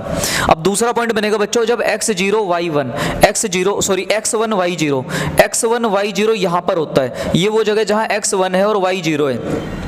कितने पॉइंट मिल गए सर, 2 पॉइंट मिल गए। अब बच्चों अगर इन 2 पॉइंट को मैं आपस में ज्वाइन करूं, मिला दूं, तो मुझे मिलेगी यहां से एक लाइन। देखो इस तरीके से मिलाऊंगा दोनों को, एक लाइन जाएगी, स्ट्रेट लाइन जाएगी, दिख रही है यहां से, हाँ सर दिख तो रही है। तो प्यारे बच्चों ये बन गई हमारी एक लाइन, स्ट्रेट लाइन बनके रेडी हो गई। आओ सेकंड लाइन बनाते हैं, इसको आप और आगे भी बढ़ा सकते हो लाइन को, ठीक है ना। सेकंड लाइन बनाएंगे बच्चों, यहां पर देखो x 0 है y 8 है, x 0 y 8, x 0 होने पर y 8 प्यारे बच्चों इस जगह पर होगा, तो 0,8 यहां पर आएगा। अब प्यारे बच्चों x 4 है y 0 है, x 4 किधर होगा सर, इधर होगा, और इस जगह पर y क्या होगा 0 होगा। तो ये बनेगा प्यारे बच्चों, ये जो पॉइंट बनेगा प्यारे बच्चों, ये बनेगा 4,0 बनेगा। बन गया ये वाला पॉइंट, हाँ सर बन गया। अच्छा एक काम करते हैं, इसको थोड़ा आगे निकाल देते हैं, ज्यादा पास आ गया, इसको थोड़ा एक्सटेंड कर देते हैं बच्चों, ये लाइन ऐसे जाएगी, ठीक है। अच्छा अब आपको क्या करना है, यहां पर ये वाला जो पॉइंट बना, ये पॉइंट है ना, और ये वाला पॉइंट, इन दोनों को क्या करना है सर, ज्वाइन कर देंगे, ज्वाइन। तो बच्चों इन दोनों पॉइंट को आप मिला दो। जब आप इन दोनों को मिलाओगे तो बच्चों कुछ ऐसा नजर आएगा, कुछ इस तरीके से दिखेगा, ये इस तरीके से नजर आएगा। तो आप ये देखो जब हमने इन दोनों का ग्राफ ड्रॉ किया तो ग्राफ कुछ ऐसा नजर आया। अच्छा पहली समीकरण x - y बराबर 1 है, पहली समीकरण इधर से आई थी, इधर से, तो बेटा इसके ऊपर लिख दो ये वो समीकरण है, ये ग्राफ उसका है, वो समीकरण का ग्राफ है, x - y बराबर 1 वाले का ग्राफ है। और बच्चों जो दूसरा ग्राफ है उसको इधर लिख दो, दूसरा ग्राफ किसका था, 2x और प्लस में y बराबर 8, इस वाली लाइन का ग्राफ है, ठीक है। अच्छा तो हमने जब इनका ग्राफ बनाया तो ग्राफ तो स्ट्रेट लाइन में बना है, सीधी रेखाओं में बना है, लेकिन ये सीधी रेखा एक दूसरे को काट रही है, इंटरसेक्ट कर रही है, इंटरसेक्ट। प्यारे बच्चों क्योंकि ये दोनों लाइन एक दूसरे को इंटरसेक्ट कर रही हैं, क्योंकि ये दोनों एक दूसरे को इंटरसेक्ट कर रही हैं, कितने पॉइंट पे कर रही हैं, एक पॉइंट पे कर रही हैं, तो इसीलिए इनको बोलते हैं इंटरसेक्टिंग लाइन। क्या बोलते हैं इनको, इंटरसेक्टिंग लाइंस। प्यारे बच्चों इनको इंटरसेक्टिंग लाइन बोलते हैं। हिंदी में पता है क्या बोलते हैं, हिंदी में इनको बोलते हैं बच्चों प्रतिच्छेदित रेखाएं। क्या बोलेंगे, प्रतिच्छेदित रेखाएं। प्यारे बच्चों इनको बोलते हैं प्रतिच्छेदित रेखाएं, ये प्रतिच्छेदित रेखाएं कहलाएंगे, एक दूसरे को प्रतिच्छेद कर रही हैं, काट रही हैं। कितने बिंदु पे काट रही हैं, एक बिंदु पे काट रही हैं। अब बच्चों एक चीज और देखो, क्योंकि एक दूसरे को एक ही बिंदु पे काट रही हैं, सिर्फ एक बिंदु पे, तो इसलिए हम बोलते हैं एक पॉइंट पे काटने के कारण, एक पॉइंट पे काटने को बोलते हैं एक सॉल्यूशन। ध्यान समझना, मैथ्स के अंदर एक पॉइंट पे कट करना, एक पॉइंट पे कट करना मतलब एक सॉल्यूशन, यानी कि एक हल, ठीक है। तो जहां पर एक दूसरे को कट करेंगी वहां पर हमें क्या मिलेगा, वहां पर हमें मिलेगा सर एक सॉल्यूशन, एक सॉल्यूशन मिलेगा बच्चों, क्योंकि यहां पर हमें एक सॉल्यूशन मिल रहा है। एक सॉल्यूशन का मतलब क्या है बेटा, एक सॉल्यूशन का मतलब यह है इस जगह पर एक वैल्यू तो मिलेगी x की और एक वैल्यू मिलेगी y की। लेकिन मैथ्स की भाषा में एक सॉल्यूशन नहीं लिखा है बच्चों, मैथ की भाषा में लिखा हुआ है यूनिक सॉल्यूशन। क्या लिखा हुआ है, यूनिक सॉल्यूशन। प्यारे बच्चों इसको बोलते हैं यूनिक सॉल्यूशन। एक एक सॉल्यूशन को हम मैथ्स की भाषा में यूनिक सॉल्यूशन बोलते हैं और बच्चों इसको हिंदी में बोलते हैं अद्वितीय हल। क्या बोलेंगे इसको? अद्वितीय हल। अद्वितीय हल, अद्वितीय हल का मतलब ये हुआ एक हल जिसके जैसा कोई दूसरा हल ना हो। मैं दोबारा रिपीट करता हूं बच्चों, मैंने क्या समझाया? जब मैंने दो लाइनें बनाई तो ये दोनों लाइनें एक दूसरे को कट कर रही थी, बोले तो इंटरसेक्ट कर रही है, इसलिए इनका नाम पड़ गया इंटरसेक्टिंग लाइन। इनको बोला गया हिंदी में प्रतिच्छेदित रेखाएं। और बच्चों कितने बिंदु पे काट रही हैं? एक बिंदु पे। अगर मैथ्स में कभी भी दो लाइनें एक बिंदु पे काटेंगी तो वहां से हमें x की एक वैल्यू मिलती है और y की एक वैल्यू मिलती है। वो कैसे मिलते हैं वो मैं आगे सिखाऊंगा, लेकिन एक वैल्यू मिलती है x की और एक वैल्यू मिलती है बच्चों y की। और क्योंकि x भी एक मिला और y भी एक मिला तो ये दोनों मिलकर के बनाते एक सॉल्यूशन। क्या बनाएंगे? सॉल्यूशन, यानी कि हल बनाएंगे। तो मैं बोलूंगा यहां पर मुझे एक सॉल्यूशन मिलेगा। और बच्चों एक सॉल्यूशन को हम मैथ्स की भाषा में एक सॉल्यूशन नहीं बोलते, उसको हम बोलते हैं यूनिक सॉल्यूशन। यूनिक मतलब सिंगल सॉल्यूशन, एक सॉल्यूशन मिला हमें, यूनिक मिला। और हिंदी में इसको बोलेंगे बच्चों अद्वितीय हल। तो उम्मीद आपको यहां तक तो समझ में आ रहा होगा, ठीक है बच्चों? अच्छा, अगर यहां तक तुम्हें समझ में आया तो मैं इसमें एक बात और ऐड कर देता हूं प्यारे बच्चों, क्योंकि यहां पर एक सॉल्यूशन आया, क्योंकि यहां पर सॉल्यूशन आ रहा है, भले चाहे एक आ रहा हो। बच्चों जब एक सॉल्यूशन आ जाए तो हम दुनिया इसको बोलती है संगत हल। दुनिया इसको क्या बोलती है? संगत हल। मैथ की भाषा में प्यारे बच्चों संगत हल कहलाएगा। संगत, संगत का मतलब क्या है सर? संगत को वैसे अंग्रेजी में क्या बोलते हैं बच्चों? अंग्रेजी में इसको बोलते हैं संगत को कंसिस्टेंट सॉल्यूशन। अंग्रेजी में क्या बोलेंगे? Consistent solution. प्यारे बच्चों कंसिस्टेंट सॉल्यूशन का मतलब यह है कि सॉल्यूशन आ रहा है, सॉल्यूशन आ रहा है। मतलब बच्चों दोबारा रिपीट करता हूं, देखो एक पॉइंट पे कट करा, एक सॉल्यूशन आया, एक पॉइंट पे कट करा तो एक सॉल्यूशन है, उसको हमने क्या बोला? Unique solution. तो सॉल्यूशन आ रहा है इसीलिए हमने इसको बोल दिया कंसिस्टेंट। कंसिस्टेंट का मतलब है आंसर तो आ रहा है, ठीक है? अच्छा, आगे चल के आपको एक वर्ड और सीखना पड़ेगा, इनकंसिस्टेंट मतलब असंगत। असंगत मतलब उसमें सॉल्यूशन नहीं आएगा, नहीं आएगा। तो अभी आ रहा है तो इसलिए इसको कंसिस्टेंट बोलेंगे। ये आपको नोट करके चलना है। दोबारा बता दो मैंने क्या पढ़ाया? दो लाइनें एक दूसरे को काट रही है, प्रतिच्छेदित रेखा यानी कि इंटरसेक्टिंग लाइन कहलाएंगी। कितने बिंदु पे काट रही है? एक पे काट रही है तो एक सॉल्यूशन कहलाएगा। एक सॉल्यूशन को मैथ की भाषा में यूनिक सॉल्यूशन बोलते हैं, यूनिक सॉल्यूशन को हिंदी में अद्वितीय हल बोलते हैं, ठीक है बच्चों? और अद्वितीय हल, और क्योंकि मैं इसमें बोलूं अद्वितीय हल, हल मतलब एक हल है, भले चाहे हल एक हो, दो हो या 10 हो, जब तक हल होगा, जब तक सॉल्यूशन होगा, तब तक इसके साथ मोहर लग जाएगी। हम इसको संगत बोलेंगे। संगत मतलब कंसिस्टेंट बोलेंगे। और जब इसका हल नहीं आएगा, सॉल्यूशन नहीं आएगा, तो हम इनकंसिस्टेंट बोलेंगे, जो हम आगे अब सीखेंगे, ठीक है बच्चों? तो उम्मीद है आपने पहला ग्राफ समझ लिया। अब हम अगले ग्राफ की तरफ बढ़ते हैं, इसको फटाफट आप नोट कर लो।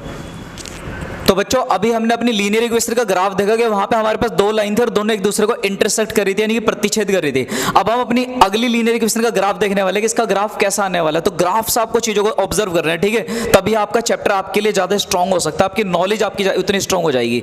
तो बच्चों समझते इसका ग्राफ कैसे बनाया जा सकता है। तो प्यारे बच्चों यहां पर हमें दिया हुआ है x + y = 3 और 2x + 2y = 10। आओ इसका ग्राफ बना के देखते हैं। बच्चों मान लो मुझे पहले वाले का ग्राफ बनाना है, पहले वाले का। तो इसमें मैं क्या करूंगा? x को 0 रखूंगा। आपको पता है जब मैं x को 0 रखूंगा तो y अपना 3 के बराबर रहेगा, मतलब x को 0 रखने पे y 3 आ रहा है बच्चों निकल के, ठीक है ना?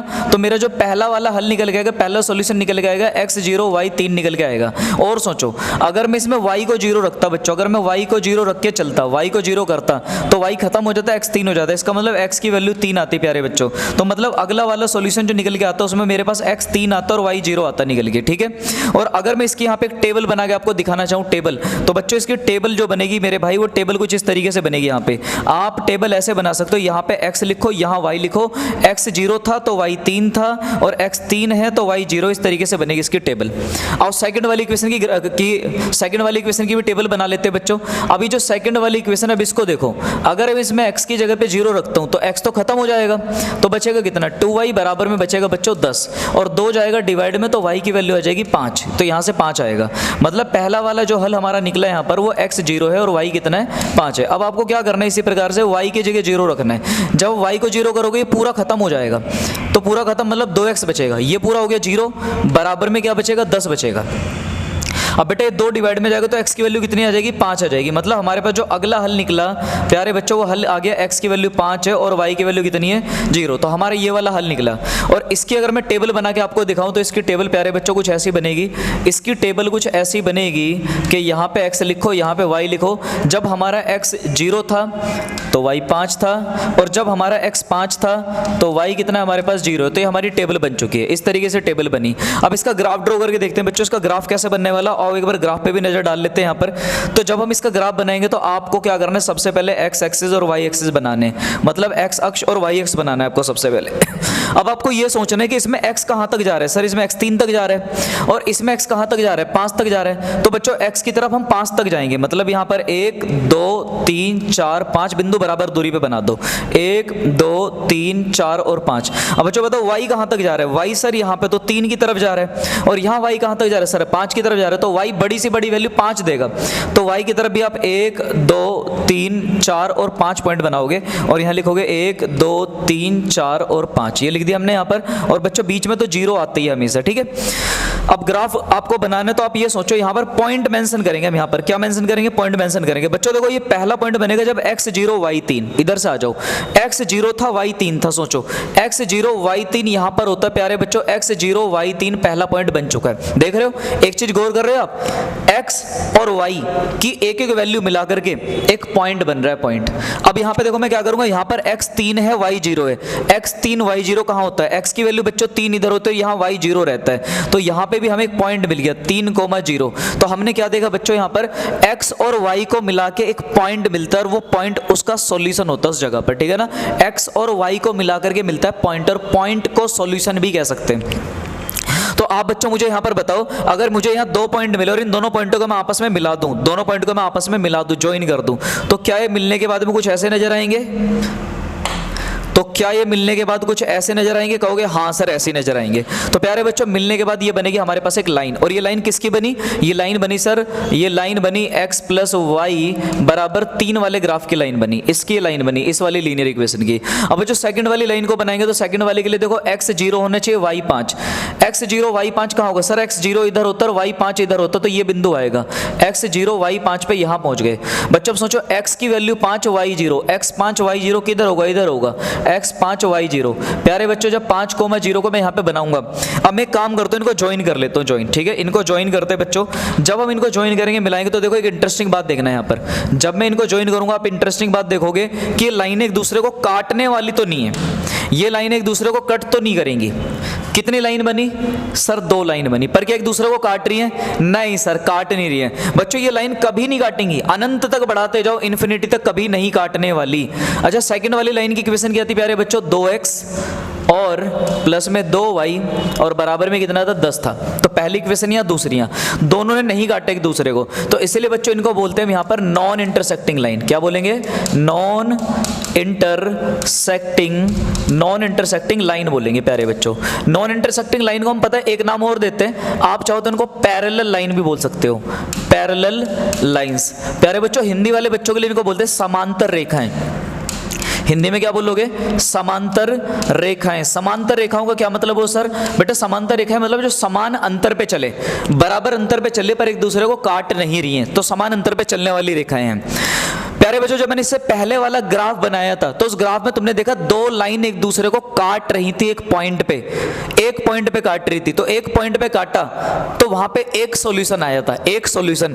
क्या इन्होंने एक दूसरे को किसी पॉइंट पे काटा, किसी बिंदु पे काटा, नहीं सर, ये एक दूसरे को किसी बिंदु पे नहीं काट रही है। नहीं काटने के कारण इसमें बोलेंगे इसका कोई सॉल्यूशन नहीं होगा। बच्चों यहां पर लिखेंगे नो सॉल्यूशन, नो सॉल्यूशन, यहां पर कोई कॉमन सॉल्यूशन नहीं आने वाला। ठीक है, मैं दोबारा बताता हूं बच्चों, यहां पे जो हमने ग्राफ बनाया था पिछली बार, यहां पे एक पॉइंट पे कट लगा था, तो इसलिए इनका एक कॉमन सॉल्यूशन है, कॉमन जो दोनों का है, दोनों का सॉल्यूशन है, वो दोनों का कॉमन सॉल्यूशन है। ठीक है, लेकिन बच्चों यहां पर इन्होंने कहीं नहीं काटा तो इनका कोई कॉमन सॉल्यूशन नहीं है, तो यहां पे लिख दिया हमने नो सॉल्यूशन। हिंदी में क्या लिखोगे, हिंदी में लिखोगे बच्चों कोई हल नहीं। हिंदी में क्या लिखोगे, कोई हल नहीं। अब प्यारे बच्चों मुझे एक बात बताओ, यहां पर जब पिछले केस में हम गए थे, पिछले वाले में जब आंसर आ रहा था, भले चाहे एक सॉल्यूशन आ रहा था, तो हमने इसको बोला था संगत, यानी कि कंसिस्टेंट। अब बच्चों हमारे पास सॉल्यूशन नहीं आ रहा है, नहीं आ रहा तो क्या बोलें सर, इसको बोलेंगे असंगत। सॉल्यूशन ना आने को बच्चों हम बोलते हैं असंगत। क्या बोलेंगे इसको, असंगत कहलाए गए। और बच्चों अंग्रेजी में इसको क्या बोलोगे, अंग्रेजी में बोलोगे इनकंसिस्टेंट, इनकंसिस्टेंट। इनकंसिस्टेंट, इसको इनकंसिस्टेंट बोलते हैं प्यारे बच्चों। बात समझ में आ गई? मैं दोबारा रिपीट करता हूं, जब हमने इन दोनों लाइनों का ग्राफ बनाया तो बच्चों दोनों लाइनों ने एक दूसरे को कहीं पर भी इंटरसेक्ट नहीं काटा, कहीं नहीं काटा एक दूसरे को, इसलिए इनको नाम दिया नॉन इंटरसेक्टिंग लाइन, या बच्चों इनको बोलते हैं पैरेलल लाइन, हिंदी में बोलते हैं समांतर रेखाएं। और ऐसी रेखाएं काट नहीं रही हैं तो इनका सॉल्यूशन भी नहीं आएगा। अगर एक पॉइंट पे काटेंगी तो एक सॉल्यूशन, दो पॉइंट पे काटेंगी तो दो सॉल्यूशन, इनफाइनाइट पॉइंट पे काटेंगी तो इनफाइनाइट सॉल्यूशन। तो प्यारे बच्चों इन्होंने तो कहीं नहीं काटा, इसीलिए नो सॉल्यूशन। ठीक है, पिछले वाले में एक जगह काटा तो इसलिए एक सॉल्यूशन, यूनिक सॉल्यूशन। ठीक है, तो यहां पर जिसका कोई हल नहीं होता इसको क्या बोलते हैं बच्चों? असंगत, यानी कि इनकंसिस्टेंट भी बोला जाता है। इनकंसिस्टेंट मतलब भाई ये वो केस है जब आंसर नहीं आ रहा है, राइट। तो बच्चों यहां पर हमने अगर इसको समझ लिया तो अपने नेक्स्ट एग्जांपल की तरफ बढ़ते हैं। प्यारे बच्चों एक एग्जांपल और देखते हैं। मान लो मेरे पास है x प्लस वाई बराबर में 2 और यहां पर लिखा हो सपोज करो 2x और प्लस में 2y इक्वल टू में 4। प्यारे बच्चों यहां पर भी हमारे पास कितनी इक्वेशन है?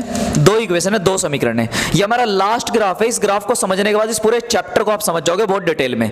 तो बच्चों इसका ग्राफ और समझ लेते हैं, इसका ग्राफ कैसे बनेगा। तो प्यारे बच्चों आपको इसका ग्राफ बनाने के लिए सबसे पहला काम क्या करना है? x की जगह रखना है 0। जब आप x को 0 करोगे बच्चों y सीधा सीधा 2 आ जाएगा। मतलब पहला वाला सॉल्यूशन जो बनेगा बच्चों उसमें x 0 y 2 निकल के आया। अब आपको क्या करना है? इस बार y को 0 करना है। y को 0 करने पे बच्चों आपका x 2 निकल के आएगा। मतलब आपका अगला वाला जो हल निकल के आने वाला है उसमें x 2 y 0 आने वाला है। समझे बात को? तो प्यारे बच्चों इसकी अगर मैं टेबल बनाना चाहूँ आपके सामने तो बच्चों इसकी जो टेबल बनेगी, इसकी जो सारणी बनेगी वो कुछ ऐसी बनेगी। एक बार x लिखो, एक बार y। बच्चों x को जब मैंने 0 रखा था y 2 था और जब मैंने x को 2 रखा था तो y 0 था। ये मेरी टेबल आ चुकी है। और सेकंड वाली इक्वेशन की तरफ बढ़ते हैं। बच्चों सेकंड वाली इक्वेशन को सॉल्व करेंगे। प्यारे बच्चों इस वाली इक्वेशन में आप मुझे बताओ अगर मैं x को 0 करता हूं, अगर x को 0 करता हूं तो x तो खत्म हो जाएगा और x खत्म हो जाएगा तो क्या बचेगा मेरे पास x को 0 करने पे? तो बच्चों x को 0 करने पे मेरे पास बचेगा 2y बराबर कितना बचेगा? 4। ठीक है, 2y बराबर कितना बचा बच्चों? 4 बचा। अब यहाँ पे 2 को नीचे ले जाओ, 2 को भाग में ले जाओ तो 2 से 4 घटेगा 2 बार में, y 2 आ जाएगा। मतलब बच्चों यहाँ पे जो हमारा हल बनेगा वो बनेगा 0,2, राइट। अच्छा एक इंटरेस्टिंग बात बताऊं, देखो इधर जब मैंने हल निकाला था वो भी 0,2 आया और इधर जो निकाला वो भी 0,2 आया। सही है। और आगे बढ़ते बच्चों, अगर मान लो प्यारे बच्चों यहाँ पे आपने y को 0 रखा होता, y को 0 करते तो बच्चों y 0 होने पे y खत्म हो जाता तो 2x बराबर 4 आता निकल के। मतलब यहाँ से मिलता आपको 2x बराबर 4 और बच्चों x की वैल्यू यहाँ से मिलती है आपको 2। मतलब हमारा जो अगला वाला हल बनने वाला है उसमें x 2 होने वाला और y कितना? 0। प्यारे बच्चों इसकी टेबल जब मैं बनाऊंगा तो इसकी टेबल कैसी बनेगी वो समझो। इसकी जो टेबल बनेगी यहाँ पर वो कुछ इस तरीके से बनेगी, x और y। मतलब x की वैल्यू 0 थी, y 2 था और x 2 था तो y 0 है। ठीक है ना बच्चों। इंटरेस्टिंग बात देखो, इसका ये पहला सॉल्यूशन इसका पहला सॉल्यूशन सेम है, इसका दूसरा सॉल्यूशन इसका दूसरा सॉल्यूशन एकदम सेम है। मतलब दोनों के दोनों सॉल्यूशन जो आ रहे हैं एकदम सेम आ रहे हैं, इनमें कोई भी फर्क नहीं आ रहा है। इसलिए प्यारे बच्चों देखो इसकी जो टेबल है और उसकी जो टेबल है दोनों की टेबल भी क्या है? सेम है।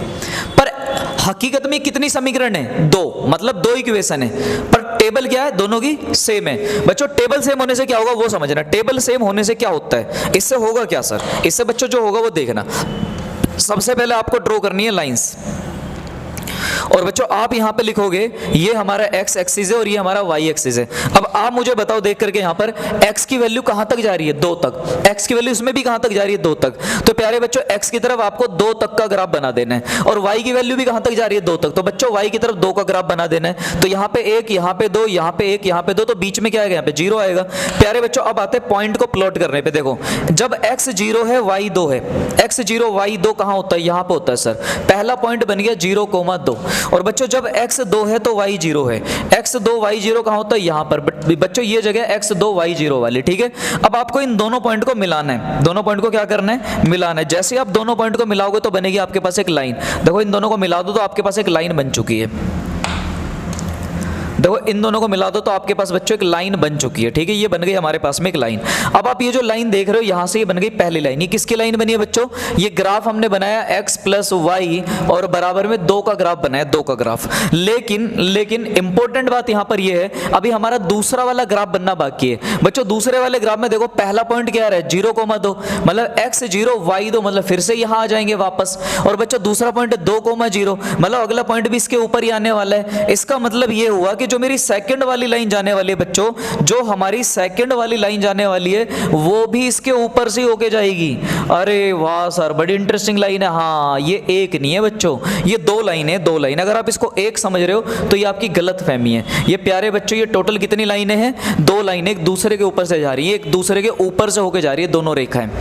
अरे हाँ सर, दोनों एक दूसरे पे से जा रही हैं। तो प्यारे बच्चों, जब दो रेखाएं एक दूसरे के ऊपर से होकर के गुजर जाएं, जब दो रेखाएं एक दूसरे, अच्छा ये वाली नीचे इसकी समीकरण तो लिख दूं।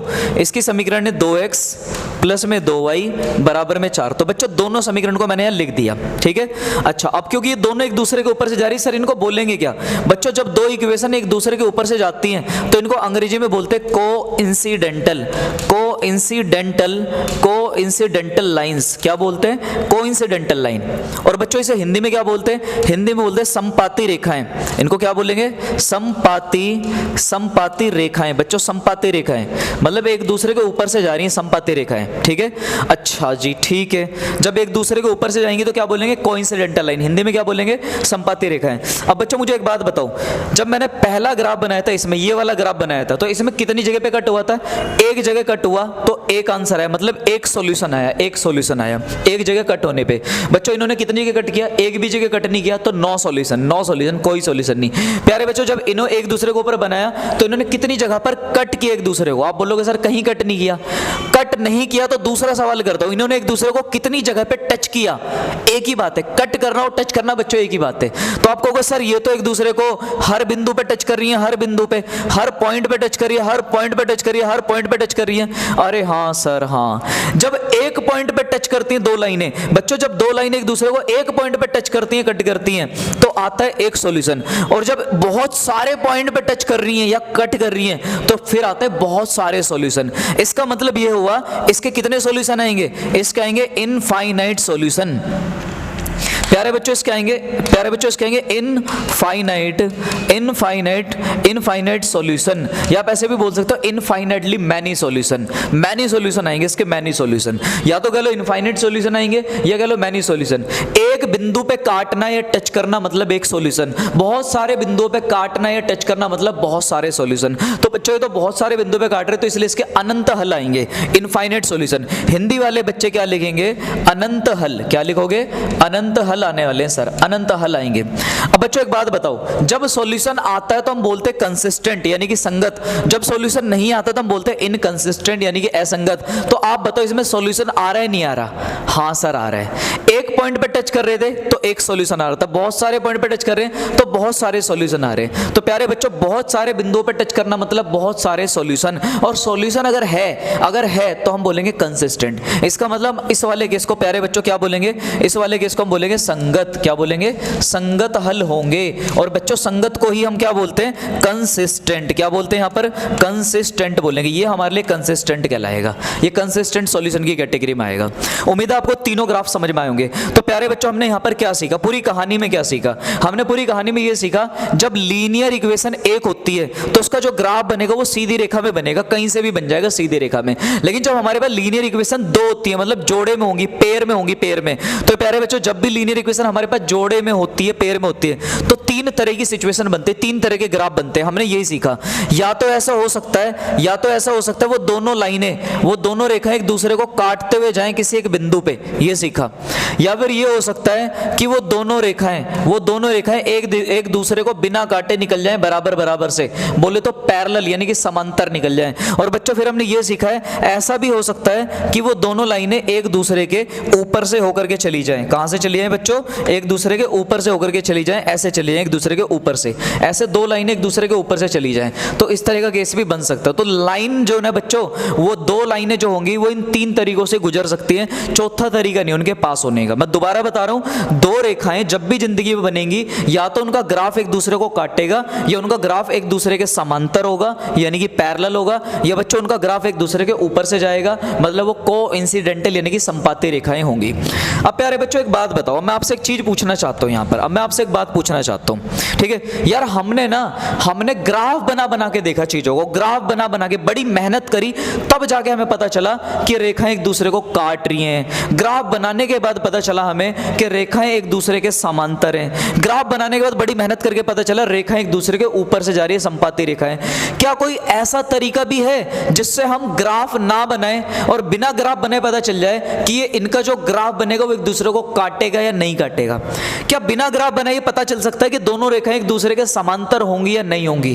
तो बच्चों इसका जवाब है हाँ, बिना ग्राफ बनाए भी आप पता लगा सकते हो कि काटने वाली एक दूसरे को या नहीं काटने वाली है, ठीक है। अब वो पता कैसे चलता है प्यारे बच्चों, उसका तरीका मैं आपको बता रहा हूं, उसका मेथड मैं आपको बता रहा हूं। मेथड ये रहेगा प्यारे बच्चों, आपको क्या करना है, आपको ना देखो, आपको ये सोचना है बच्चों, ये सोचना है कि हमारे पास जब भी दो रेखिक समीकरण होती है, यानी कि दो लीनियर इक्वेशन होती है, तो उनका जो जनरल फॉर्म बनता है, स्टैंडर्ड फॉर्म बनता है, वो ये बनता है a1x प्लस में b1y प्लस में c1 बराबर 0, और बनता है a2x प्लस में b2y प्लस में c2 और बराबर में 0। अभी मैंने आपको सिखाया था दो रेखिक समीकरणों को हम ऐसा लिख सकते हैं, किन्हीं भी दो रेखिक समीकरणों को हम इस तरीके से भी लिख सकते हैं, स्टैंडर्ड फॉर्म में लिख सकते हैं बच्चों। हाँ लिख सकते हैं सर। प्यारे बच्चों इसमें एक चीज गौर करना, यहां पर आपको एक बात पता होनी चाहिए, अगर मैं x को छोड़ दूं तो ये जो बचता है यहां पर a1 और a2, और ये जो बचता है यहां पर y को छोड़ के b1 और b2, और बच्चों ये जो बचता है आखिरी में c1 और c2, ये सारी की सारी कोई संख्याएं होती हैं। ये सारी की सारी क्या होती हैं प्यारे बच्चों?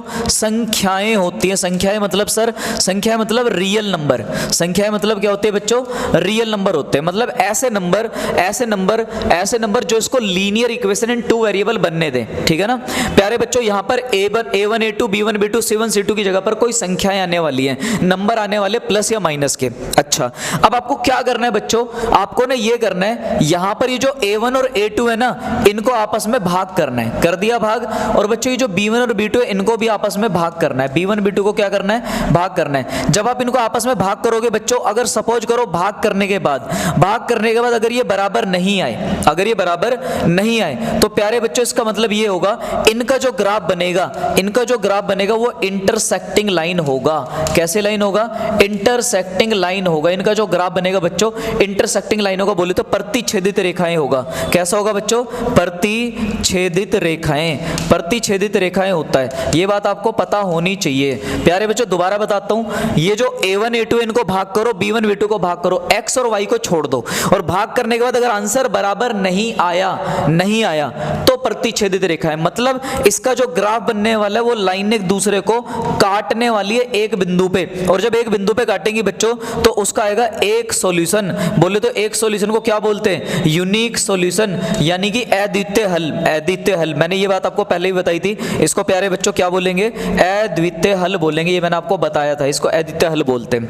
अब आप कहोगे सर हम कैसे मान लें कि इनका ग्राफ इंटरसेक्टिंग होगा? तो बच्चों आप यहां से मान लोगे। देखो अब मैं आता हूं यहां पर, अगर आप ध्यान से देखो तो हमने यहां पर जो इंटरसेक्टिंग वाला ग्राफ लिया था वो ये था। इस वाले ग्राफ में देखो प्यारे बच्चों, इस वाले ग्राफ में क्या हो रहा है? ये एक दूसरे को काट रहे हैं। ये तो हमें ग्राफ बनाने के बाद पता चला कि काट रहे हैं एक दूसरे को। प्यारे बच्चों पहली इक्वेशन क्या थी वो लेके आओ। पहली समीकरण चल रही है इसमें x माइनस वाई बराबर कितना चल रहा है? 1 चल रहा है। और दूसरी समीकरण कितनी थी? 2x और प्लस में y बराबर में 8 चल रहा है। अब बच्चों आपको क्या करना है यहां पर? अब आपको करना ये है, यहां पर देखो इसकी गुणा में कुछ नहीं तो क्या मान लो? 1 मान लो, और इसकी गुणा में भी कुछ नहीं तो बच्चों क्या मान लो? 1 मान लो। जिसकी गुणा में कुछ ना हो वहां पर अपने मन में सोच के चलो कि वहां पर 1 चल रहा है। अब मैं आपसे पूछता हूं बच्चों, बताओ अगर मैं a1 को a2 से डिवाइड करता हूं, a1 को a2 से, तो बच्चों a1 कितना चल रहा है इसके बराबर में? सर 1 चल रहा है। a2 कितना चल रहा है इसके बराबर में? सर 2 चल रहा है। कर दिया भाग, तो बच्चों आंसर है 1/2। अब प्यारे बच्चों मैं b1 को b2 से भाग करके देख रहा हूं, b1 को b2 से, बताओ इसके बराबर वाला नंबर क्या चल रहा है? सर माइनस का 1। बच्चों नीचे वाले y के बराबर का नंबर क्या चल रहा है? प्लस का 1। बच्चों जब इनको भाग करूंगा तो ये आएगा माइनस का 1। अब मुझे एक बात बताओ, क्या ये और ये आपस में बराबर हैं? तो आप देखोगे सर a1 अपॉन में a2, आप देखोगे सर a1 बटे में a2 बराबर b1 बटे में b2। हमें लग रहा था होगा ये बराबर, पर ये आपस में बराबर नहीं है, क्योंकि ये आंसर दे रहे 1/2 और ये आंसर दे रहा -1, ये आपस में बराबर नहीं है, और ये बराबर नहीं है इसीलिए दोनों रेखाएं कैसी हैं, प्रतिच्छेदित है, इंटरसेक्टिंग है। समझ में आया? मतलब A1 को A2 से भाग करो, B1 को B2 से भाग करो, बराबर नहीं है तो 100% ये रेखाएं प्रतिच्छेदित यानी कि इंटरसेक्टिंग होगी प्यारे बच्चों। तो उम्मीद है आपको पहला पॉइंट यहां पर समझ में आया होगा। बिना ग्राफ बनाए हम पता कर सकते हैं, बिना ग्राफ बनाए बच्चों हम पता कर सकते हैं। अब आता है इसके सेकंड केस पे बच्चों, सेकंड केस पे। अच्छा, इसमें ये भी तो हो सकता है प्यारे बच्चों, ये भी तो हो सकता है कि A1 को भाग किया गया A2 से और बच्चों B1 को भाग किया गया B2 से, और ये दोनों बराबर आ गए। ये दोनों कैसे आ गए? बराबर आ गए बच्चों। हो सकता है ये दोनों बराबर आ जाएं। अगर ये दोनों आपस में बराबर आ जाए तो आप तीसरे वाले को भी भाग करके देखो। तीसरा वाला कौन सर? बच्चों तीसरा वाला है C1/C2। इनको भाग करो और हो सकता है इस बार ये वाला, और बच्चों हो सकता है इस बार ये वाला बराबर ना आए। शुरू के दो बराबर आ गए पर इस बार हो सकता है कि तीसरा बराबर ना है। बच्चों अगर ऐसी सिचुएशन आ रही शुरू के दो बराबर और तीसरा बराबर ना हो, इसका मतलब ये रेखाएं प्यारे बच्चों, ये रेखाएं एक दूसरे के समांतर जाएंगी बिना काटे, पैरेलल लाइन होंगी। 100% ऐसा होगा। याद रखना, अगर ये वाली घटना घटित हो रही है कि A1/A2 बराबर है B1/B2 के, बट ये बराबर नहीं है C1/C2 के, इसका मतलब ये हो गया कि भैया रेखाएं कैसी हैं? समांतर रेखाएं हैं प्यारे बच्चों। कैसी रेखाएं हैं? समांतर रेखाएं, हमेशा समांतर रेखाएं बनेंगी। अच्छा, ये जो समांतर रेखाएं बनेंगी अंग्रेजी में क्या बोलेंगे इनको प्यारे बच्चों? अंग्रेजी में बोलेंगे पैरेलल लाइंस। मैंने आपको पहले ही बताया था पैरेलल लाइन बोलते हैं, पैरेलल लाइन बनने वाली है। और बच्चों जो रेखाएं पैरेलल जाती है एक दूसरे को बिना काटे, उनका कोई सॉल्यूशन नहीं होता, नो सॉल्यूशन, मतलब कोई हल नहीं। अब बच्चों आप सोचोगे सर इस बात को वेरीफाई कैसे करें, ये बात सही होगी गलत होगी, इस बात को जांचे कैसे? तो प्यारे बच्चों इसके लिए हमारे पास एक एग्जाम्पल, जिस एग्जाम्पल से हम इस बात को जांच सकते हैं। देखो ये वाला एग्जाम्पल हमने किया था, आपको याद होगा बच्चों। यहाँ पहली समीकरण क्या चल रही है? x + y = 3 चल रही है। दूसरी वाली कितनी चल रही है? 2x और प्लस में 2y बराबर में चल रहा है 10। अब आपको क्या करना है प्यारे बच्चों? अब इनको भाग करना है, डिवाइड करना है। जब आप इनको डिवाइड करोगे तो कैसे करोगे? इसकी गुणा में कितना चल रहा है? 1। ठीक है, इसकी गुणा में कितना चल रहा है? 1। तो बच्चों 1 को किससे भाग कर दो? 2 से करो, तो आपको मिल गया A1/A2। प्यारे बच्चों A1/A2 आया 1/2। अब निकालो इसमें B1/B2। बच्चों B1/B2 निकालोगे तो यहाँ वाले 1 को भाग करोगे 2 से, तो प्यारे बच्चों ये भी आएगा 1/2। मतलब ये भी 1/2 आ गया, ये भी 1/2 आ गया, दोनों बराबर आ गए। अब बच्चों जब दोनों बराबर आ जाए तीसरा वाला भी निकाल ही लो, C1/C2। बच्चों C1 की वैल्यू 3 है और C2 की वैल्यू कितनी है? 10। अच्छा मैं आपको ये भी बता दूं, आप ना 3 को जब इधर लाओगे इधर, तो ये -3 बनेगा, -3। और जब 10 को इधर लाओगे तो ये -10 बनेगा, -10 बनेगा। और आपको याद होगा बच्चों मैंने स्टैंडर्ड फॉर्म में क्या लिखवाया था? A1x प्लस में B1y और प्लस में C1 = 0। मतलब C1 तब बनेगा, C1 तब मिलता है हमको जब वो 0 के इधर लिखा होता है, 0 के इधर। तो मतलब जब मैं इसको इधर लाऊंगा तब तो ये -3 होगा, -3। और जब इसको इधर लाऊंगा तो -10 होगा, और -3 को -10 से भाग करूंगा तो माइनस से माइनस कट जाएगा। तो बच्चों इतनी मेहनत करने से अच्छा मैंने डायरेक्ट ही कर दिया। मैंने क्या करा? मैंने सीधे 3 के नीचे 10 को डायरेक्ट रख दिया। तो ये भी सही है, ये भी गलत नहीं है, ठीक है ना? ये भी गलत नहीं, ये भी करेक्ट है अपनी जगह पर। तो बच्चों हमने यहाँ पर क्या देखा? हमने यहाँ पर ऑब्जर्व क्या किया? सर ऑब्जर्व ये किया कि हमने देखा शुरू के दो तो बराबर आ रहे हैं पर तीसरा बराबर नहीं आ रहा। मतलब A1/A2 ने उतना ही आंसर दिया जितना B1/B2 ने दिया, पर इनका आंसर C1/C2 के बराबर नहीं आया। अच्छा जी, इसका मतलब ऐसे सिचुएशन आ रही है तो क्या बोले बच्चों? ऐसे सिचुएशन आ रही है तो पक्की बात है दोनों रेखाएं कैसे रही हैं? समांतर रही हैं, पैरेलल रही हैं। यही चीज मैंने आपको समझाई है, ठीक है बच्चों? अगर आप इसको समझ गए तो अब हम आते हैं अपनी थर्ड कंडीशन की तरफ। तो बच्चों अब हम आते हैं अपनी तीसरी कंडीशन की तरफ। अब बच्चों तीसरी कंडीशन क्या है वो समझो। प्यारे बच्चों तीसरी कंडीशन ये हमारे पास में, तो प्यारे बच्चों तीसरी कंडीशन ये हमारे पास में। अब आप एक काम करो, आप भाग करके देखो A1 को A2 से और भाग करके देखो B1 को B2 से। तो प्यारे बच्चों ऐसा हो सकता है ये दोनों बराबर हो जाएं, और किसी दिन ऐसा भी हो सकता है ये बराबर हो जाए C1/C2 के, सब कुछ ही बराबर हो जाए। तो प्यारे बच्चों सब कुछ ही बराबर हो जाए, तीनों ही बराबर हो गए।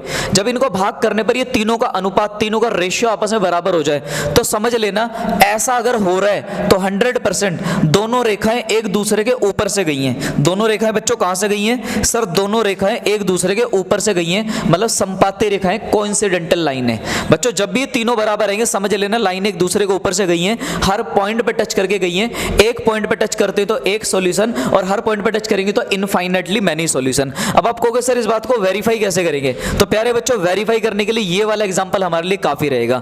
आओ इस वाले एग्जांपल के थ्रू बातों को समझते हैं बच्चों। इसका ग्राफ आप देख ही रहे होंगे, हमने समझा था इसका ग्राफ। प्यारे बच्चों यहाँ पर A1 कितना चल रहा है 1, तो बच्चों यहाँ पे आपको A1 को भाग करना है A2 से, तो आपके पास आएगा 1/2। अब आपको B1 को भाग करना है B2 से, आपके पास आएगा 1/2। बच्चों आपको भाग करना है C1 को C2 से। बच्चों जब इसको आप इधर लाओगे इधर, तो ये -2 हो जाएगा C1, और जब इसको इधर लाओगे तो -4 हो जाएगा, -4। तो C1 की वैल्यू -2, C2 की वैल्यू -4। ऐसा भी कर सकते हो, माइनस से माइनस कट गया, 2 दूनी 4, 1/2 सही है। वरना आप सीधा सीधा भी भाग कर सकते थे, क्योंकि कटने के बाद बात वही पड़ेगी यहाँ पर। तो प्यारे बच्चों तीनों बराबर आ रहे हैं, मतलब A1/A2 बराबर निकला बच्चों B1/B2, और बराबर आ गया C1/C2। अरे हाँ सर सही कह रहे हो। तो प्यारे बच्चों ये वाली घटना घटित हो रही है, इसका मतलब ये रेखाएं कैसी रही हैं? ये रेखाएं कोइंसिडेंटल रही हैं हमारे पास। तो उम्मीद है बच्चों आपको ये भी समझ में आ गया होगा। तो प्यारे बच्चों हमने बहुत 3 खूबसूरत केस समझे। अब देखो इसके ऊपर बोर्ड में किस टाइप का सवाल बन सकता है, एक बार मैं आपको 1-2 क्वेश्चन वो भी करा देता हूँ। प्यारे बच्चों बोर्ड में एग्जामिनर आपसे ये बोल सकता है